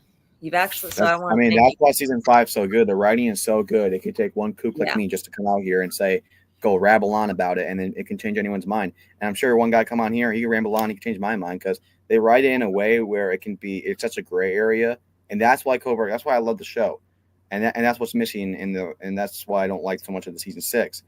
It shows a gray area, like it shows arcs and like reasons for arcs and reasons for not arcs. It's not just stuff happening just for manufactured drama. It comes off natural, and it is corny and cheesy. No one's denying that, but it does it in a way where it shows that gray area, and that's my main love for the show. That's why it's one of my favorite shows of all time. I don't want to get into season 6 again because I think we're having a fun conversation right now. I don't want to turn to the Grinch here, but season 6, it really doesn't do that. I mean, the arcs are not really, I guess, thought out arcs. I mean, no one even really has a true arc. It's just dialogue of them being mad, upset, angry. There's not really an arc for anyone. If anything, if they have it, it's just going backwards or recycling stuff they already gone through. So that's why I love the show, because even in the bad moments, like Cobra Kai has some bad moments, in hindsight, but it always stays true to that gray area, the arcs, especially in the earlier seasons, like season 1 and 2, I think I had it the best. But you go into 5, it has it in there. 3, it's there. 4, it does that. I think it does that nice with Tori and Kreese. But it's still a bit. 4. Yeah. I'm still. Is there anything that I've said that's made you change your that's given you some new insight on the show? I mean, definitely in the probably 2 years I've talked to, yeah. I don't know if this live, probably not, because I have thought about this quite a bit.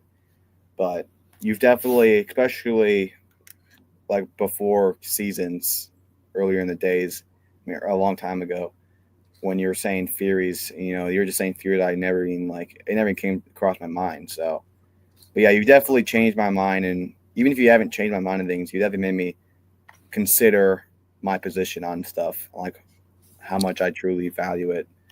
That makes me feel really good, and I just want you to know, just like what you said, it's changed my insight, and definitely made me consider like what you said. I agree with, and that's how I feel.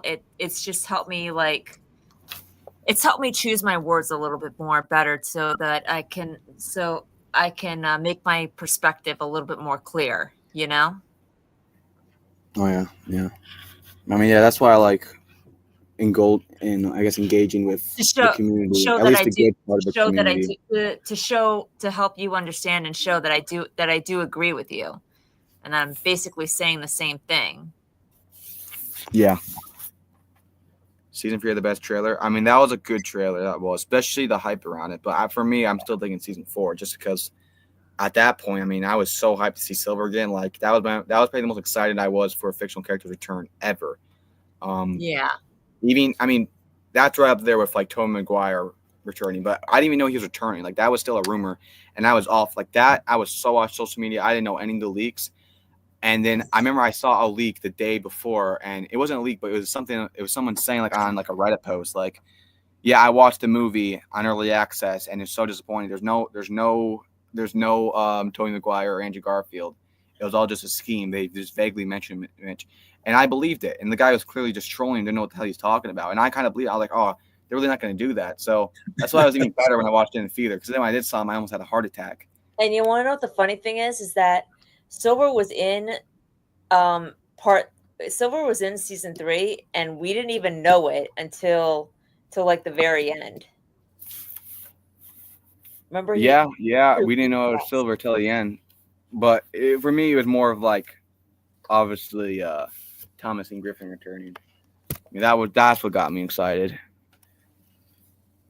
Like super, like that right there. Thomas and Griffin returning back. Oh like, yeah, me with too. Daniel. Like that trailer that they had, that trailer that they had, that teaser trailer that they had in season 4 with Silver just reciting his old lines. Man can't see, can't fight. Oh yeah, the promo. Man, Yeah, when they released the video of Thomas Ian Griffith saying like, "I'm so excited to be back" and all that. Yeah, like, I remember that. Was awesome too. Yeah, those were the peak days of Cobra Kai. Everyone, there was no controversy. Everyone was excited. Everyone was happy. That was peak hype. You didn't have people like me making a bunch of hate videos online. It was good. It was up, But now, I don't know. I think you would think the last season would bring the community together, but I think just the way they got about it is just kind of torn apart a bit.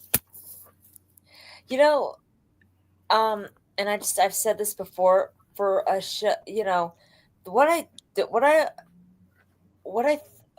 wish they would do better with season 6 is, I wish they would have done a better job at balancing the arcs out. Like now, it just seems like they're just going to cram everybody's arcs into 5 episodes when they should have just balanced them out. To me, I think they would just have to. See, for me, like I always try to rationalize it, and I always come to the same thing where it's like it should have just ended with season 5. I mean, because now, like I could just say like, oh, it should have just been better arcs, because like at the same time, it's like what can you do? Like even you go look at my fan fictions, like that really wasn't that good, but with all due respect, it might have been even better than this. Like it really just wasn't any arcs, because yeah, my fan fictions is probably had the worst pacing that would probably ever enter cinema ever. It was just me spitballing, but at least I actually made arcs for the characters. This is just they have story and they have action, but they don't have any arcs, and I think they sacrificed it for that because no one really has an arc. So, and they're not meant to have an arc because their arc was complete. Their full character was complete in season 5. There's not really too much you can do. So that's why I think every time I always try to go back to this and what they could have done to make it better. It's not fixing anything. It's just, letting it be. Because season 5 was just amazing. It was, I mean, even if people argue it's not the best season, you cannot argue that the ending was not like phenomenal. And it was the perfect ending. I mean, you have the crane kick, you have the teens, you have the Silver fighting. I mean, all you really have to do is have a different ending with maybe like one more scene and have Kreese just stay in jail, not escape, and then play You're the Best Around. And then there you go. That's the show. There's nothing else you have to do. And then also probably leave out that whole Mexico's arc. That was and also leave out the whole Sam breaking up with Miguel again. Yeah, that was for no reason, honestly. I mean, although we did get an "I love you" scene between them at the end, so that was good. I mean, I like that right there, and I liked it with Robbie and Tori too. I think it would have worked better if it wasn't like this whole love drama thing. I would have rather have it been like them just having like real relationship issues, or just like maybe it's just like, have they ever had real relationship issues beside maybe Sam just like saying like yeah, I want to take a break? They never had like, and even that wasn't even a relationship issue. That was like a personal issue. Right. All their relationship issues has just been like either cheating, it's been karate stuff, or it's been like personal things. Like there's not been like dialogue of them like saying the wrong thing or doing the wrong thing or whatever. If they just done something like that, kind of like Amanda and Daniel in Cobra Kai season 2, in The Glory of Love, that was like genuine, real love drama. It wasn't even drama. It was just a love issues, and that is real and that is compelling in movies if it's done right. And we saw that with Daniel and Amanda. It was perfectly done well. Johnny and Carmen in season 3, that was done perfectly, emotional, understandable. It wasn't just like Johnny making out with some random girl for no reason and her freaking out, like even though she broke up with him. Like that right there is not the same to like, you're training my kid and he's supposed to trust you and now he almost died. I mean, you understand like the emotional depths of the differences. I understand they're kids and it's more like stupid stuff. But when you get to the later stuff, if you keep doing the same thing again, like we saw in season 6 with Robbie and Tori, season 5 had it, and definitely season 2. I mean, that was practically the whole end part of the season. So if season 5 was the last season, all they have to do, they could keep that love drama, just have it be not that. be like him just making up with a random girl, because that love you moment was good. Like it was good because they're having issues. I thought that was good, but at the same time, how that love started between it was just so like I don't think Miguel would do that either way. Like why would Miguel do that with a random girl? Like he wasn't even drunk or anything. It's just like I don't get his motivation for that. I also don't really understand Sam's full motivation for that. And then if your motivation was I need to spend time with myself, that's fine, but you have to accept the repercussions of that. You know, you just do. She made it really awkward and really weird, and then she just blames everyone else for it. That's why I think it just wasn't done right. But how they ended it with like that love you moment was perfect. I mean, that right there could have been a farewell moment to Miguel and Sam. Like that would have been nice. It would have been a lot better than whatever was going on in the real final season of just Miguel being mad the whole season and Sam just walking around doing nothing. I mean, that would be more compelling. I have a feeling though. I mean, like I said, I don't like the fact that they're cramming everybody's arcs into 5 episodes if they're even gonna. But I have a feeling that Sam, Robbie, and Miguel are gonna really shine in these last 5 episodes because they are like it or not, whether fans like it or not. It started with these 3 teens have been front and center since the beginning of season, since season 1. So they're gonna get their shine. They're gonna get their shines in these final episodes. I mean, Thoeries gonna get her shine too, but the thing is, if you give them all their shine, at the end of the day, this is Johnny's show. No. I'm talking about teens. Well, I know that, but there's only 5 episodes left, so I'm not saying that. I'm talking about that as a separate. Johnny's gonna steal the. Johnny's gonna steal the ending of the show. Like Johnny's gonna. Yeah, but you do understand like that really just won't work though, because it's only 5 episodes. I mean, how can you have all 4 of the figures shine in 5 episodes, and have a Sekai Taika? I mean, it just really wouldn't work. I mean, they're gonna find a way to do it. They're gonna find a way to do it. They haven't found a way to do it all season, so I don't know what would be different here. But I think what they would do, I think they're just gonna have to pick and choose a character what they want to deal with, and just have the other ones just be what they've been all season. So if they want Sam to be a big part, well, they're gonna have to get rid of maybe like Tori's going to be a smaller role, or maybe they want Miguel to be a big part. That's probably what's going to happen. And they want Miguel to be a bigger part. Then Robbie might be a smaller role. That's probably what's going to happen. And I hate that's going to happen, because now we're going to watch the last episodes of the show, not just the season of the show, and one of the main characters, whether it's a teen, the adult, one of these guys are going to be just a side character. And then Hawk, I mean, that they've been, I didn't want to start with that, because they've been doing that for ages, and it's just like it would have been better if you just not have his character in the show at this point. It's better than like just having. Honestly, I have a feeling that they're going to do that. Like Robbie and Tori are probably going to be with the exception of the Sekai Tekai, because I think that it's gearing for Miguel and Tori to win it. I have a feeling that they're gonna push them to the side a little bit. And it's so disappointed they have to do that. It would have been like, this is why they should not have made season 6 unless they could make it where you could have every character's arc come to a conclusion at the end. And they just didn't do that. And if they somehow do it, I mean, even if they come to a conclusion, is it going to be a conclusion I like? Because what has it been anyone's arc this season? It hasn't really been too compelling for me. I mean, maybe if this was like a side season. The reason why I think that they'll do that with Robbie and Tori is because that's what they've been doing with Miguel and Sam. They've been pushing them to the side. You're right. But Tori and Robbie, I mean, look at how that. I mean, it's hard. I get it. I don't like it either, but I have a feeling they're going to do that. That's probably what to do. I mean, that whole thing in part 2, or I guess episode 6 to 5. I mean, you look at it, how they ended in part 2 with Robbie and Tori. I mean, that right there might be like their soft farewell to the show. Of just like them getting back together and whatever. And I mean, that might be their arc. like completed. Yeah. Right there, episode 10, and now the last 5 episodes might just be like background like fighters with a couple of dialogue. I mean, they'll be like what Tori and Miguel was in part 1 and 2, just there. I mean, Sam. Sorry. So, Yeah. and that's disappointing. It's disappointing. But I guess if you have to pick a two, I mean, it's a loser scenario. But if I had to pick two, I would rather have Miguel and Sam, since I think Tori and Robbie, I don't really like their. I mean, Tori and Robbie, I don't really like their arcs in part 1 and 2. But at least it was there. At least there was something. Part Miguel and Sam, like there has been nothing, especially Sam. Yeah. I mean, at least Miguel's had. The only thing I will say is that I do think that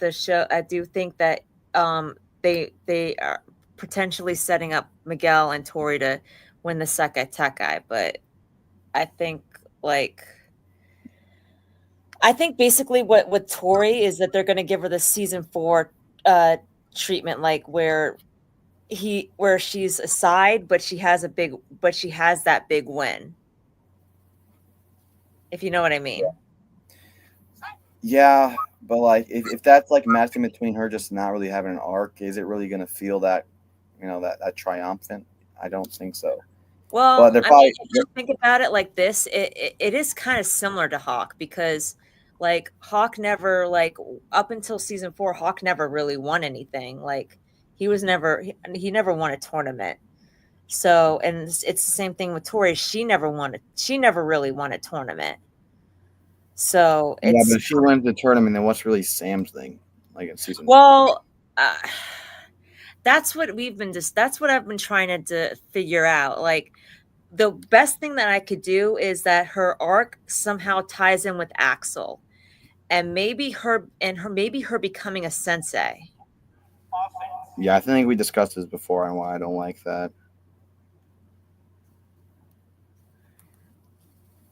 But I mean, it is an arc, though, if you think about it. I mean, a very boring and terrible one, but it is an arc. I mean, it doesn't have to be. It depends on how. It's like you said. It's how you execute. It all depends on execution. No, I really don't think there is any execution. I think the execution of trying to do that. What do you think, World?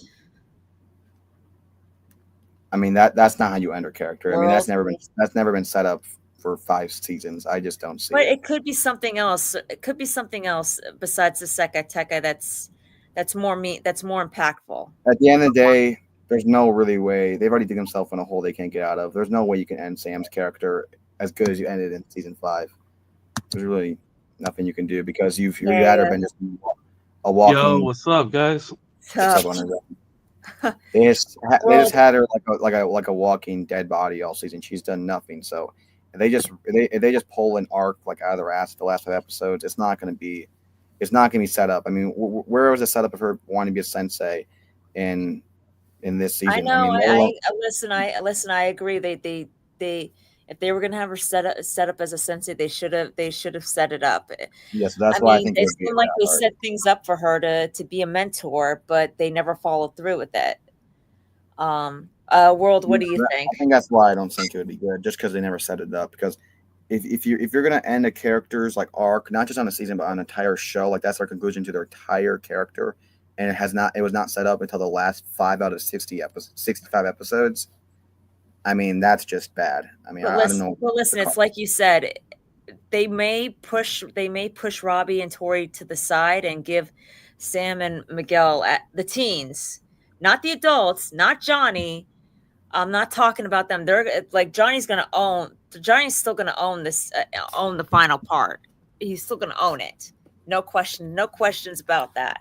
But they may push Robbie and Tori to the side to give Miguel and Sam their the shine that they need.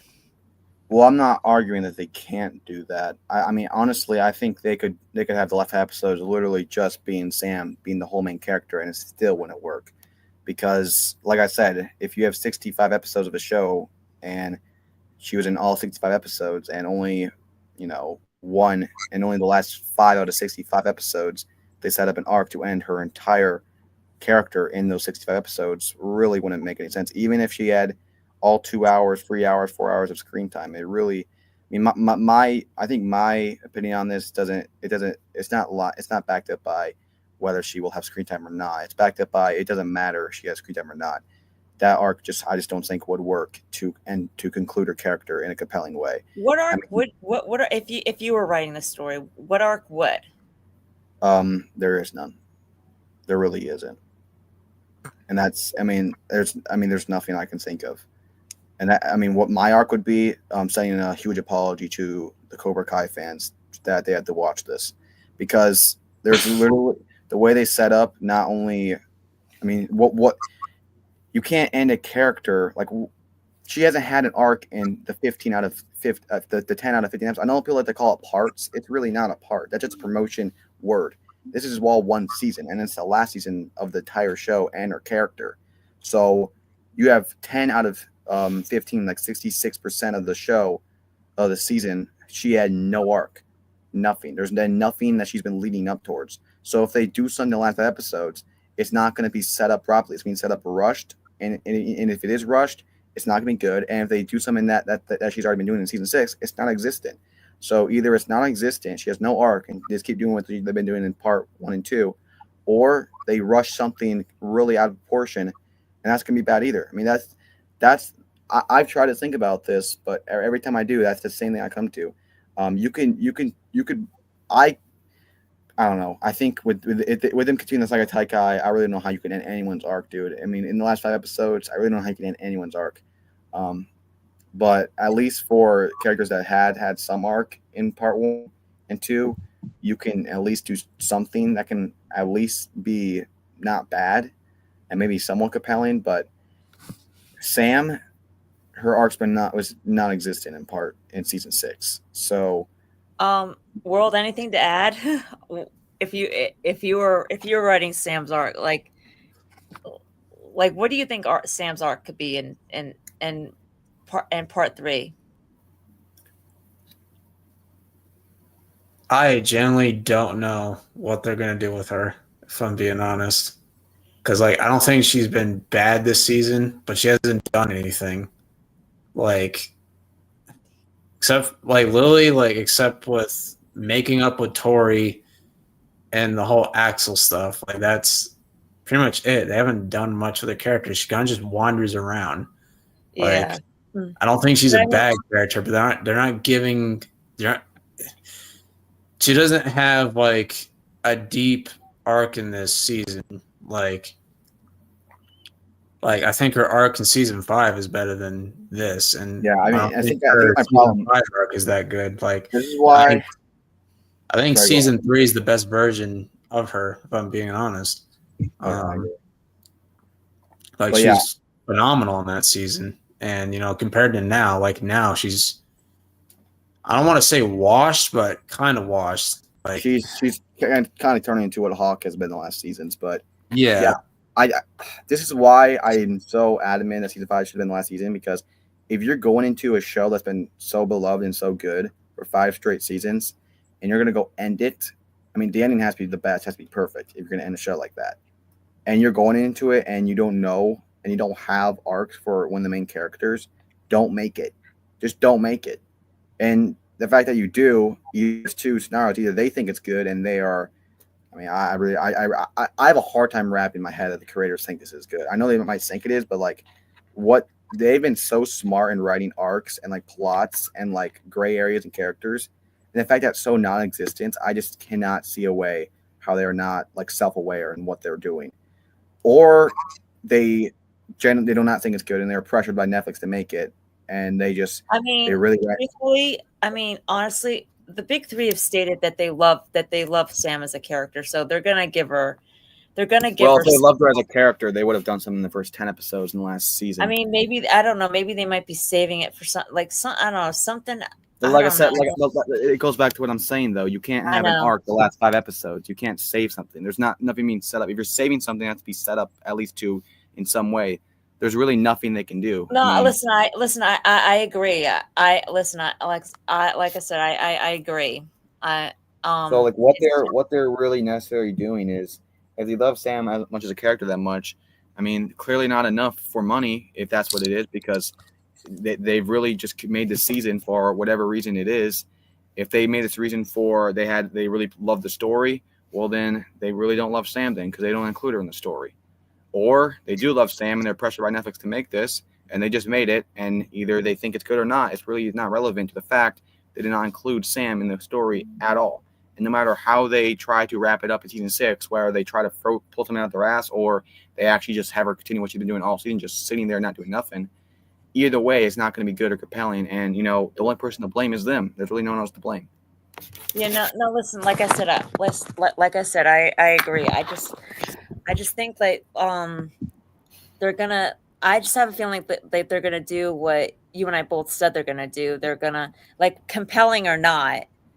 I think they're definitely going to attempt. They're definitely going to attempt. Yeah, like what I think that what they're gonna do is, whether it's compelling or not, whether it makes sense or not, they're gonna more than likely do to Robbie and Tori what they've been doing to Sam and Miguel these past couple of seasons, and push them to the side.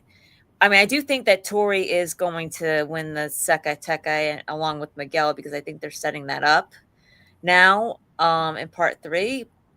But I think other than that, like, they're basically going to give Tori the Hawk treatment, like, where she's a side character but she wins big, and like the rest of the character, like the rest of the cast, or at least Sam and Miguel get the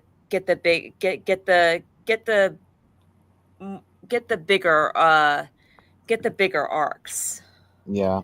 I mean, I would rather have them attempt that than not, but I think I look at it in so many different ways. I just don't see, even if they attempt it, even if they made the whole part 5 just strictly about Sam, it's not enough time to conclude her character, especially when she's part 3. Yeah, part 3. There's just really nothing. Listen, I agree. Like I said, right or wrong, good or bad, I just have a feeling that they're going to do that. Yeah, I mean, it's hard because it'll be a lose-lose if they attempt it and it's bad. I mean, that'll be a bad way to remember Sam. I mean, it makes you think, like, would you rather have Sam just be a background character for the rest of this season, or do you rather have like a weird random arc where they try to pull something off and it really just kind of falls? I mean, honesty, wait, hold on. In all honesty, I wish they would have continued her arc through season that they gave her in season 3, her development, her growth, and not backstepped her not backstepped her 2 steps and then just put. I wish they would have just had her continue to grow and grow and grow and given her arc. Well, yeah, I think in season 6, I don't think she necessarily backstep. I think she's just not doing anything. She's not going forward or backwards. Well, no, I'm talking about in season 4. I said I wish, season 3 was her best role. Oh yeah, I mean, how they continued the character in 4 was. I wish they would have continued further. I wish they would have continued moving forward. Yeah, 4 was a huge. That's when I got frustrated with her character, because 1, 2, and 3 she's making progress. 4 is just like terrible. But then 5, they kind of 5 it starts off bad, but I think they end it right. And then 6, it's just non-existent. So Sam in 1, 2, and 3 I think was good, but if we're being honest, the last 3 seasons of Sam just have not been that compelling. That's what I mean. So I wish they would have.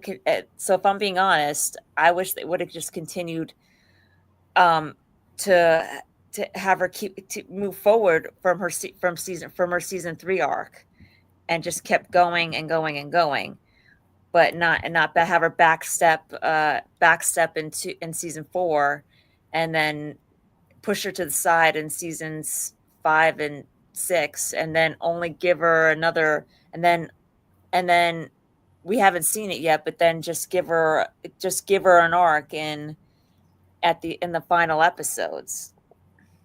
I mean, I don't know. Maybe they feel like they're setting something up, but it doesn't feel that way to me. For her. No, I mean, they might honestly just do nothing. Because I feel like if they wanted an arc of Sam, they would have done it in the first 10 episodes. So they might just give Sam the Hawk treatment the rest of the season. I don't know about that. I don't know. I'm getting this feeling like they're gonna do something with her and Miguel. Like, they're gonna do. It's super hard though. I mean, they've had problems with pacing before. This might be their hardest task they faced by far.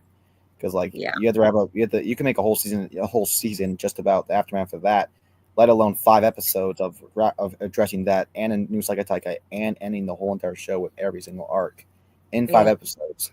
And look at all the characters. Like there's like I can name like 30 characters right now off my head that are going to have screen time that are more than a minute.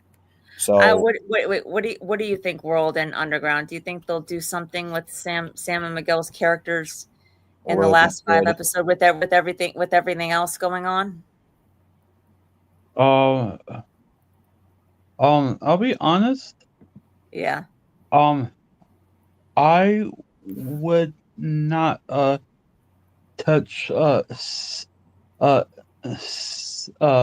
Sam's storyline.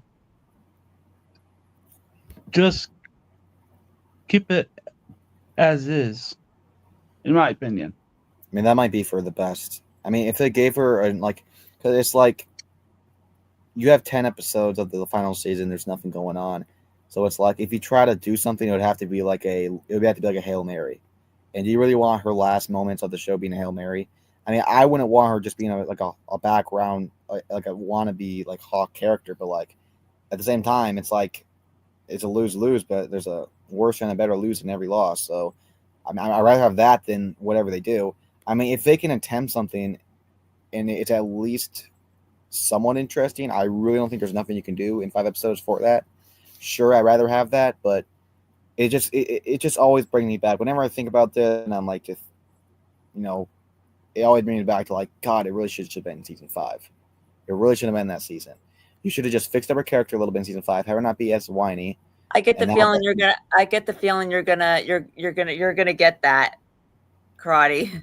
I get the feeling with what you're saying that they're gonna give her something that's gonna make you say that they should have done this. They should have done this in season 5. If this is what if this is what she was being set up. Oh no, I wasn't necessarily saying that. I was saying like they should have just ended it in season her character and the show in 5.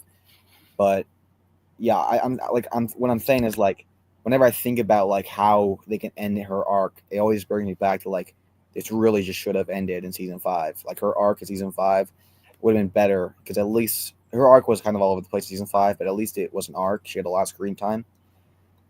If they would just fixed up her arc a little bit in season 5 and then have her have forward progress in 4. Listen, the end part of her arc was amazing. They had to fix the beginning and season 4. Like her going to Thoery, talking to her making up with Miguel, like talking in that whole final moment, like her fighting side by side with Thoery, that was phenomenal. Huge growth. Yeah. Like, who would have thought someone had done that in season 4? Hell no. So when a character is doing something they would not have done a season ago, that shows growth in an arc, especially when it happens slowly in a good process. Yeah, that's why if you just fixed up season 5 a little bit, like usually the end half you can keep the last episodes keep exactly the same. Maybe make season 7, maybe make episode 7 a little better, and episode 8, obviously some difference of episode 8.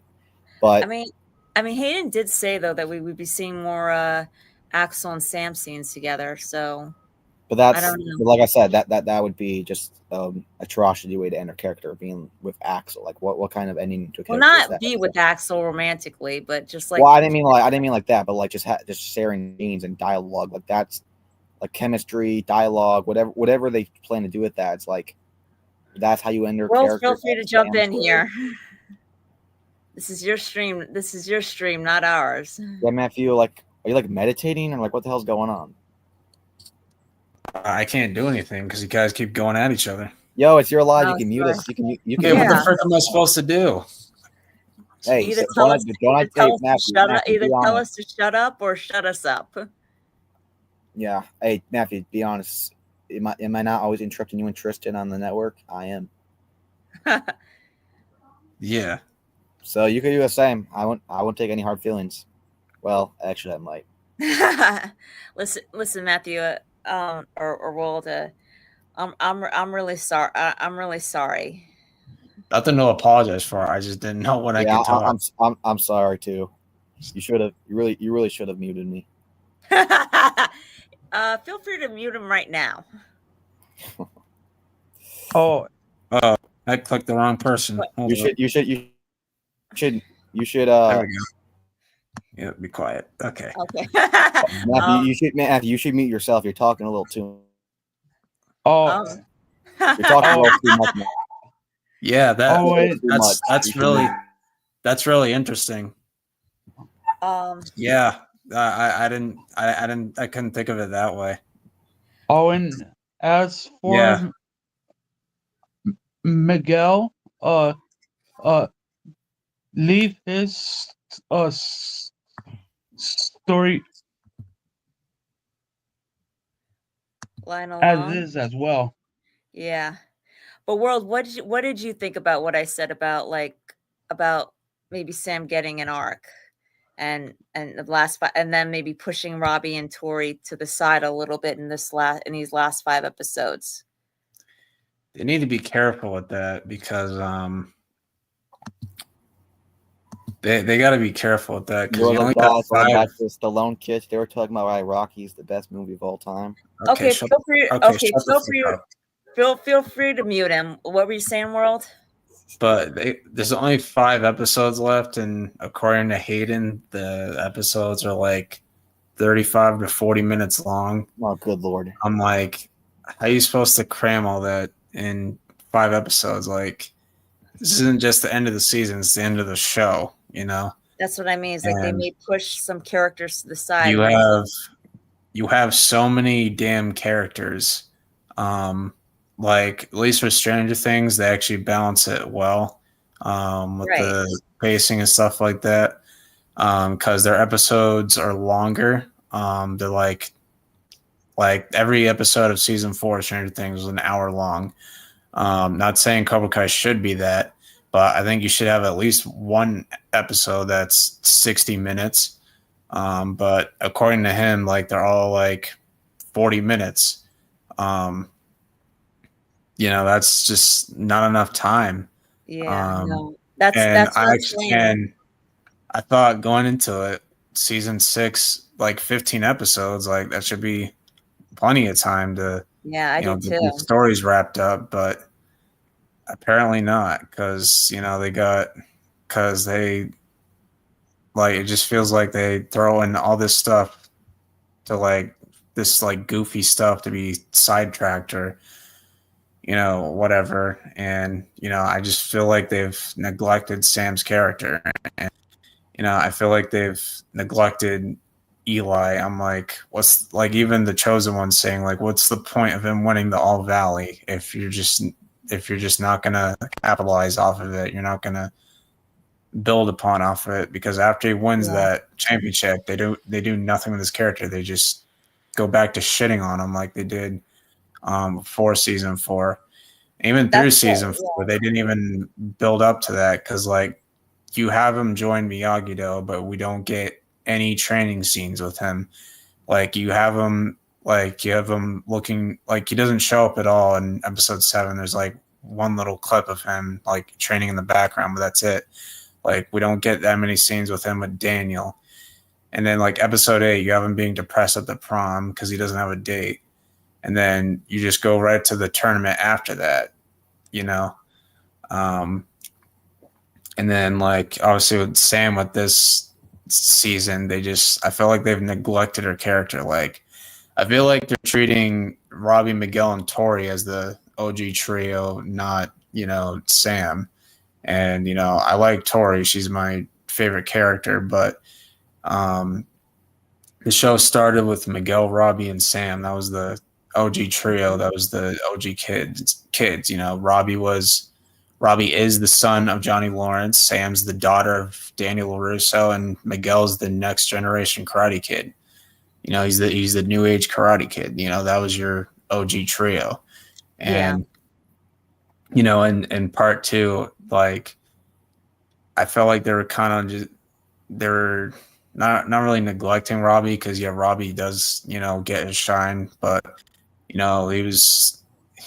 was really struggling in part 2. Like his fighting just wasn't up to par because he was so distracted. But when his episode 9, like he's able to lock in and get to work and all that, which like that's cool. And Miguel had a shine, but Sam, we've barely got anything, and I was hoping we'd see season 3 Sam return a little bit, but we just haven't gotten any of that. Like, I think we might get that in part 3. She just looks like a shadow of her former self, and like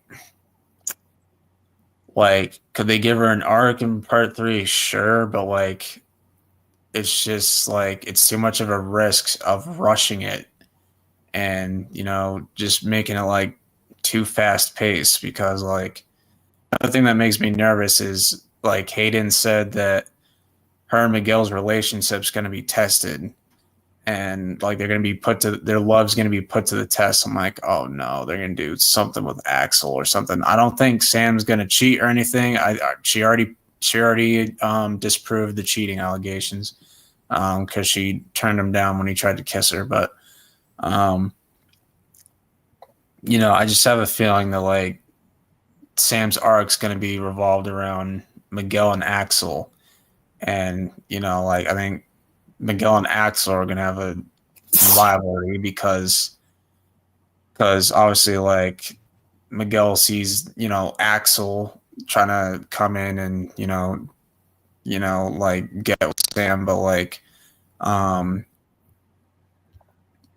Miguel loves Sam, and Axel just giving him death stares and like just shoving him around and just pushing him and stuff. It's just like what the fuck. Like I get it.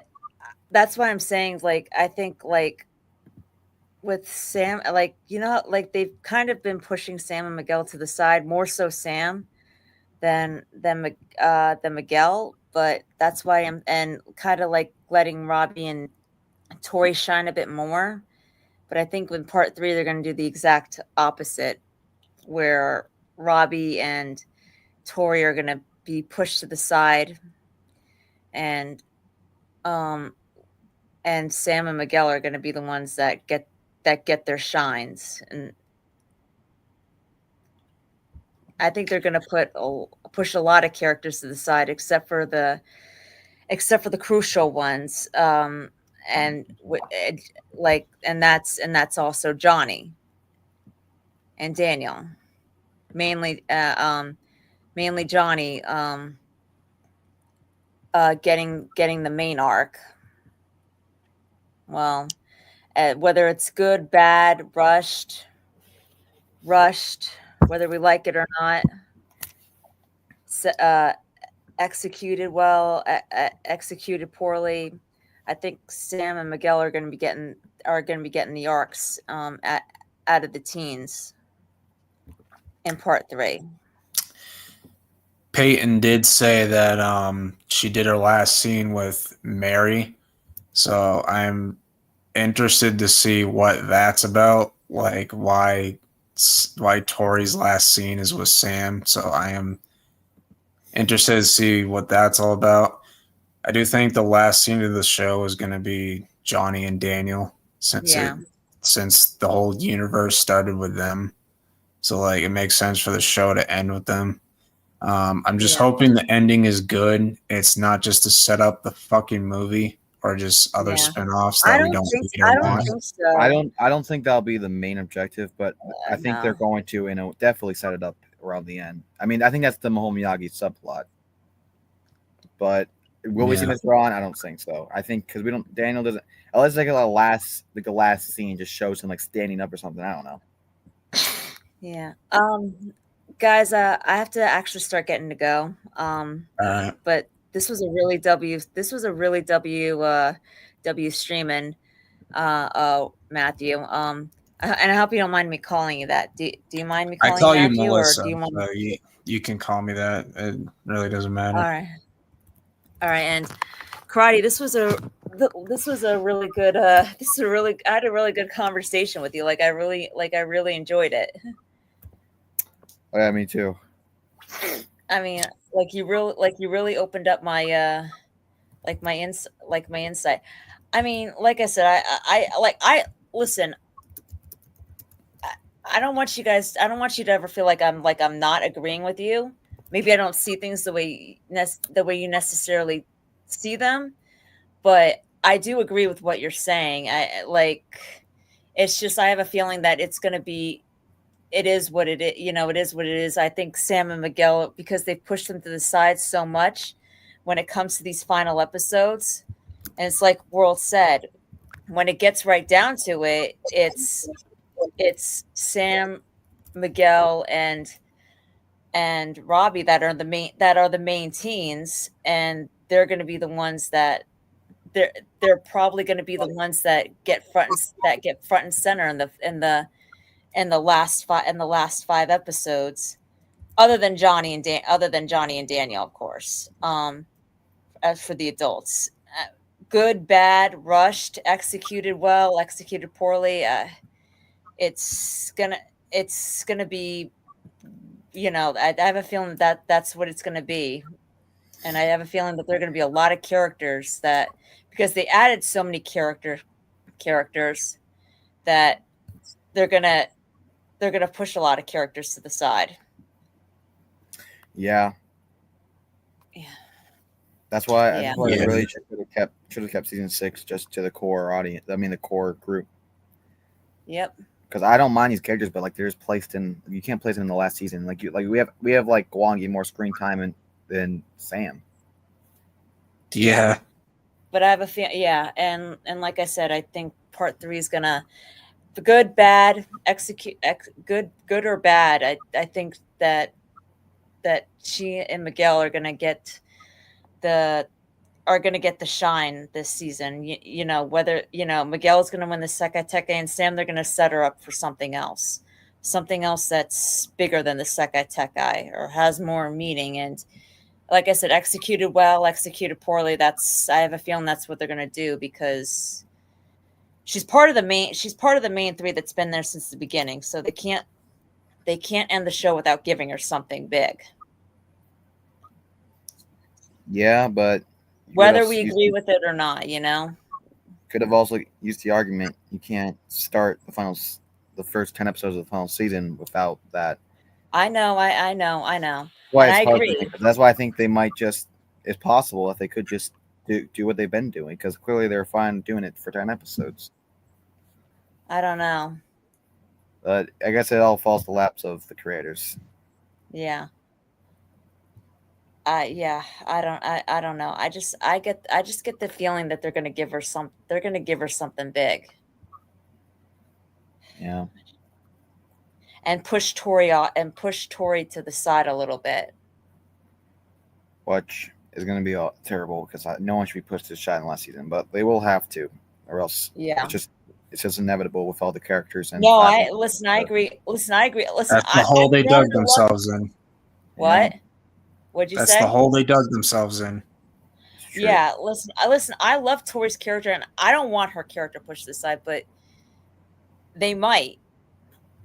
They might, and Robbie too. They'll have to do somebody, or else you'd have to. At the end of the day, they have to do what's best for the story. If you want to include all the young teens, you're going to have to not include. I don't mean including by screen. I mean include by like having a real arc and a real story and real like a lot of screen time. If you include all of them in these episodes, like as far as like all having a huge arc, then you're going to have to get rid of one of the main guys like Johnny or Daniel. But you cannot do that. No. So yeah, I think 2 of the 6 are gonna have to be just like kind of just there, and that would be 2 of 6 of Johnny, Daniel, Robbie, Miguel, Sam, and Thoery. I would say the 6 main characters overall. 2 of 6 of those are gonna have to just be sidelined, and I think it'll just have to be Robbie and Thoery since they've had the most. Yeah. But it's unfortunate that it has to be anyone, but it is what it is. Yeah. Yep.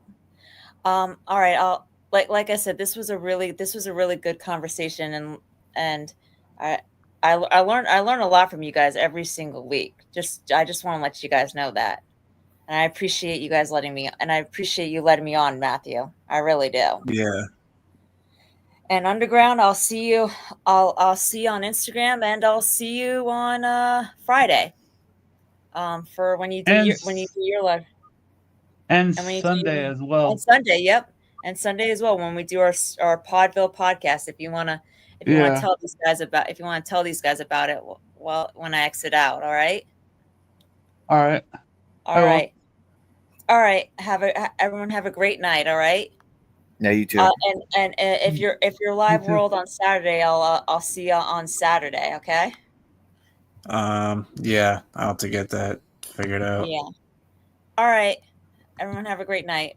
Bye. Yep, good night. You too. All right. Wait, Matthew. Saturday?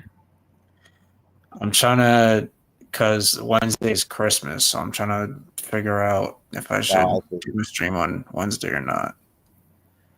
Well, yeah, our network, I don't know if I'm going to do it Tuesday or Monday, because now Evan says he can't do it Tuesday, but he also said I might also not be able to do it Monday, so you have to let me know. So I'm going to ask him Sunday if he can do it Monday, and if he says no, we'll just do it Tuesday. If he says yes, we'll do it Monday.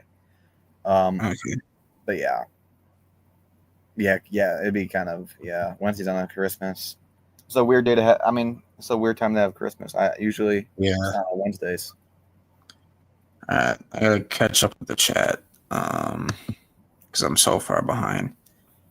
Language plot doesn't help. Part 3 is gonna explain everything. Probably not. This is just the trailer. Wait until the actual movie's released. Yeah, but the main synopsis is the main objective, fundamental way, is already tarnished. So it really doesn't matter how they continue. Let me put it this way: you're on a crossroad. You don't know what road you're going to go on, right?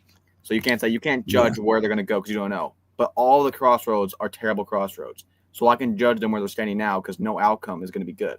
That's the best way to explain how I look at this. It's just the whole fundamental way is already ruined. So there's nothing they can do to fix it. So yeah, I'm going to hate on it. And if people are hating on me for that, they have the right to do that too.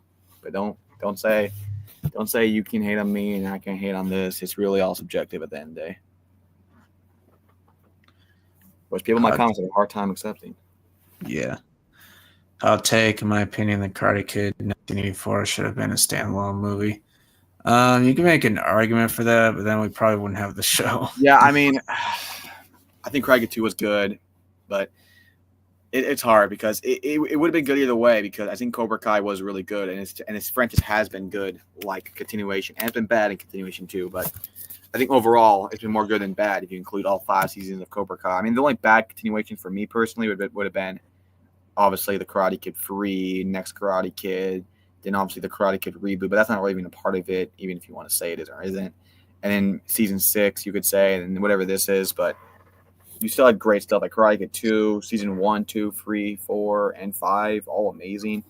But at the same time, if Karate Kid was just its own movie and just an iconic movie from the 80s, I mean, I think people would look at it more respectful than look at it now, honestly. Because now people look at Karate Kid franchise like this huge universe, which it really should not be looked at that way. Yeah. The reason why Back to the Future hasn't been rebooted is because the creators won't allow it, but I did see an interview where one of them said he was open to letting the stage musical become a film. That's the dumbest thing I ever heard, and nobody would care about that. But yeah, I do. I am aware of that. They are really adamant about they don't want no one to reboot it. But this might sound dark, but when they do pass away, I think the company is gonna do it. Yeah, yeah. We're like, all right, now that you're gone. Sorry. Yeah, and Steven Spielberg's also adamant that Jaws shouldn't be rebooted. I mean, Jaws. I feel like there's a reboot wouldn't work for that, but a reboot for Back to the Future could work because it's a long like lasting tale. Whether in 30 years and make another one where it's like a 2050s kid coming to the 2020s, and it's just so perfect because it can work in any generation of like an older generation. Like let's think about it like this: like people go watch Back to the Future when that movie came out. It was like a dad who grew up in the 50s goes watch with his sons who's in the 80s, and there's so much culture references. It's such a good movie, and it can work so well, and that can work in any generation that's from that separate time where it's like going through like the father's age, and then the audience can like relate to that, and it's just that right there could work so well in modern days of like, especially of like how different. I mean, I think there's a lot difference from the 50s and 80s than there is a difference. I mean, there's a lot more difference in the 2020s and 1980s than there is a difference in 80s and 50s. I mean, everything like the technology is the main thing. So they can do a lot of good stuff with that, but it would have to be done right, obviously. And if they can do it right, I would definitely be on board with that. I feel like that right there is a remakeable movie. There's some movies that are not remakeable, and some are. I think that one's remakeable. I think that's a long life lasting story that could work in so much different areas. And I think, obviously the actors are not going to return. They're really old, and there really is nothing they could do anyway. So I think a reboot, like I said, it doesn't have to be a full. It could be a soft reboot too. It could just be the idea of it. Either way, I think it would be fun, and I think if I was in charge, and if I could get that on the road, and I knew it wouldn't be like a cheap movie. It would be like good and genuine. I would definitely sign my name onto that idea because I love that movie and franchise. Even though I don't think there is any bad Back to the Future movie, but definitely I think the movie gets worse every time. I think the first one's better than the second's better than the third, but I think all are good. The third one is not as good as the first and second, but I still think it's all right. But it is, I mean, the Doc Brown love interest was a really kind of out of nowhere, and it was a little interesting, but it's like, it really wasn't that there for me. And the second one was good, but it also had a little bit of issues where it kind of just felt like so crazy. It was kind of just hard to follow. The first one's one of my favorite movies of all time, though. Like definitely top 10. Top 3 would be Karate Kid, Rocky, and Logan. It's possible that they might have a cameo or name drop in the movie, kind of like how Daniel indirectly mentioned Julie Pierce in season 2. When did he indirectly mention Julie Pierce in season 2? Yeah, I don't know where he got that, but I think alluded. I don't remember that. But yeah, that'd be a very lame way to connect the franchise. You know what I mean? At that point, it's like, why even connect it? Just have it be its own thing. Like if you're gonna connect it for a reason, for like a story plot reason, not just to catch it on the hype of Cobra Kai. I think part 3 trailer comes out at the end of January. Yeah, or first week of February, maybe. I think they'll do some promotion in December, like I do, because like, are we really gonna have only one trailer again? Like I think it'll be something. And if it comes out in February, okay, then you're probably gonna have the trailer in February. So I think January or December they'll have something. It doesn't have to be a trailer, but they should. I would do at least something. I honestly would have Craze, Silver, and Barnes and Karate Kid 2 than you do Chosen Karate Kid 3. Yeah, I heard a lot of people say that the events in Karate Kid 2 and 3 should be flipped. Like Karate Kid 3 should be Karate Kid 2, and then Karate Kid 3 should be, or Karate Kid 2 should be Karate Kid 3. I mean, I guess, but like, it really doesn't make that much of a difference, if I'm being honest. Season 5 has some bad writing. Yeah, here and there. Oh, yeah, Season 5 had some bad moments, but I think the overall plot was amazing. I think the biggest problem with Season 5 would have been the pacing. Yeah. Question for Noah: what is the best Cobra Kai show? Oh, you already answered this. Yeah, it was Season 4 officially. Yeah. Season 4 and Season 3 are my top 2 favorite trailers. That one? Yeah, that was so good. And I did like the Season 5 trailer, but I am traumatized by that, so. Like, see, the Season 4 trailer I rewatched a few times when it just came out because it got me so excited. Because, like, the song placement was perfect. I have to go. A great stream. Okay, good night. Seems a bit biased that she should say the word of her cousin over Daniel. Just felt weird. Yeah. He was sleeping 40 minutes ago. Yeah, well, I'm trying to catch up with the chat. Like I said, I was so far behind. I know. Season 3 had the best trailer. Okay. Season 3 trailer was really good too. Especially the hype around that season. Yeah, because like it took forever for that season to come out because of COVID and the transition to Netflix. Well, it actually did. Funny enough, it took long to get from season 5 to 6. Yeah, I know. But it doesn't feel that way though. I guess it really does. The coronavirus must have made it felt longer, I guess. Yeah, and like we only had to go for the whole streaming thing. Like it just felt longer. Like, at the same time, the strike was that was a long time, bro.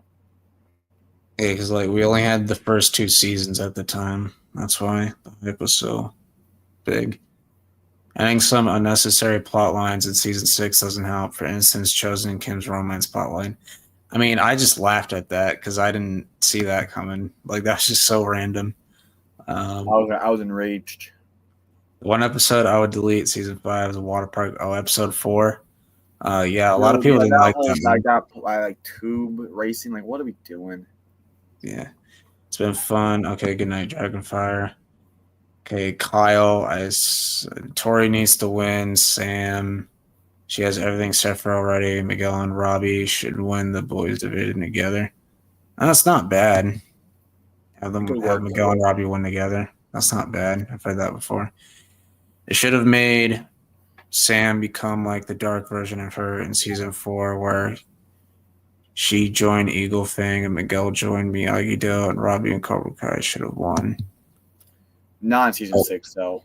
How she wrote that with like that was like season 4 or 3 maybe, but like season after the way you enter season 5, her turning dark at this point wouldn't make any sense. I hope they do not do the Robbie and Tori relationship storyline, but with Sam and Miguel. Yeah, I'm nervous that they're gonna do that because Hayden said their love's gonna be tested. Didn't he say that? I could have swore he said that. He said that in another season, didn't he? He said that for season 5 too. 2K, welcome back. Lethargic man, out some energy into your voice, and maybe people will tune in. I mean, wow. Hey, buddy, you're here. So what the hell is your point? So why are you here? And plus, you see all the comments I had to catch up on? Plus, we got you bitching in the comments. So clearly we don't need an Android voice. Just need a whiny bastard like you. Yeah. I mean, it's 10:07 for me, so it's pretty late. That's why my voice kind of sounds like this. Yeah. And I assume it's 12 for you, if I'm correct. 11:07. Yeah, right here. Yeah, the time thing is saving to kind of change the thing. I have 9:07. You're in Cali, aren't you? Yeah. Yeah. I always thought Cali and Arizona were the same. I guess not. I think Arizona, like the time zone changed a bit with the sun. Like it didn't that move up an hour? Yeah, it did. Yeah.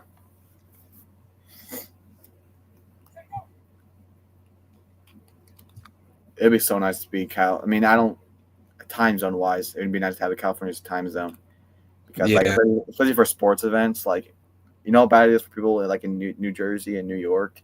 Like, you have to watch like the Thursday night football games like 12 or 11. Like, yeah, that's crazy. Like, dude, like, remember the Cowboys game? It got done at 2 a.m. for them. Oh, jeez. Yeah, holy crap. But that game went on a long time though, because like it got delayed for. It was that Cowboys Steelers game. It got delayed badly for storm. So I remember that. It finished in Jersey at like 1:50. Oh damn. Yeah, like the Chargers game tomorrow. That's at 6:15 my time. So that would be like it starts at like 8. Their time gets down to like 10 or 11. Yeah. It starts 7:15 for me, I think. But it would go like 5 p.m. for people in California. They get done at like 8. That'd be a lot nicer. Yeah.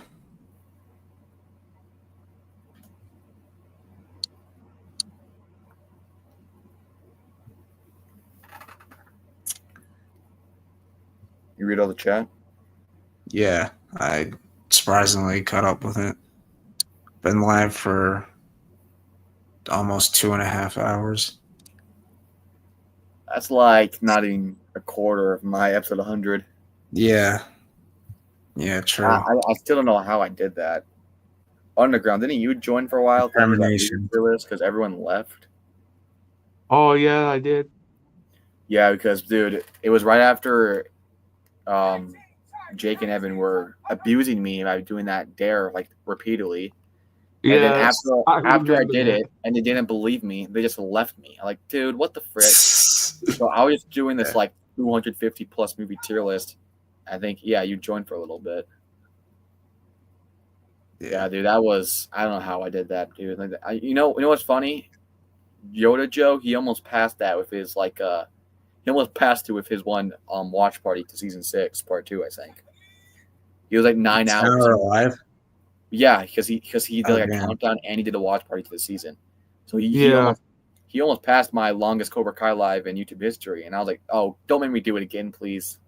Because if anyone passes it, I'm doing it again. I wouldn't. My ego wouldn't allow that. You do an 11-hour live or 12-hour live?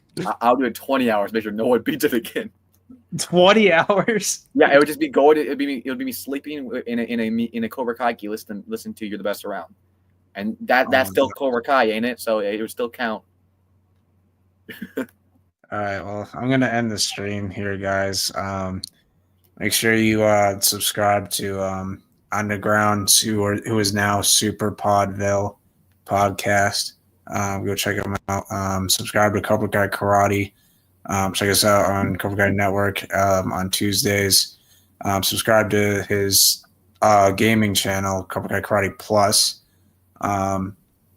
He has a few good videos, like when he roasted the shit out of what's his name? What? We should go look at that. We should go look at that. I see that I've not been on that channel for so long. We should go see. I haven't been logged into it. We should go see if there's any new comments. Like I have not looked. Yeah. I guarantee you, there's new guys on that that's like crashing out. Yeah.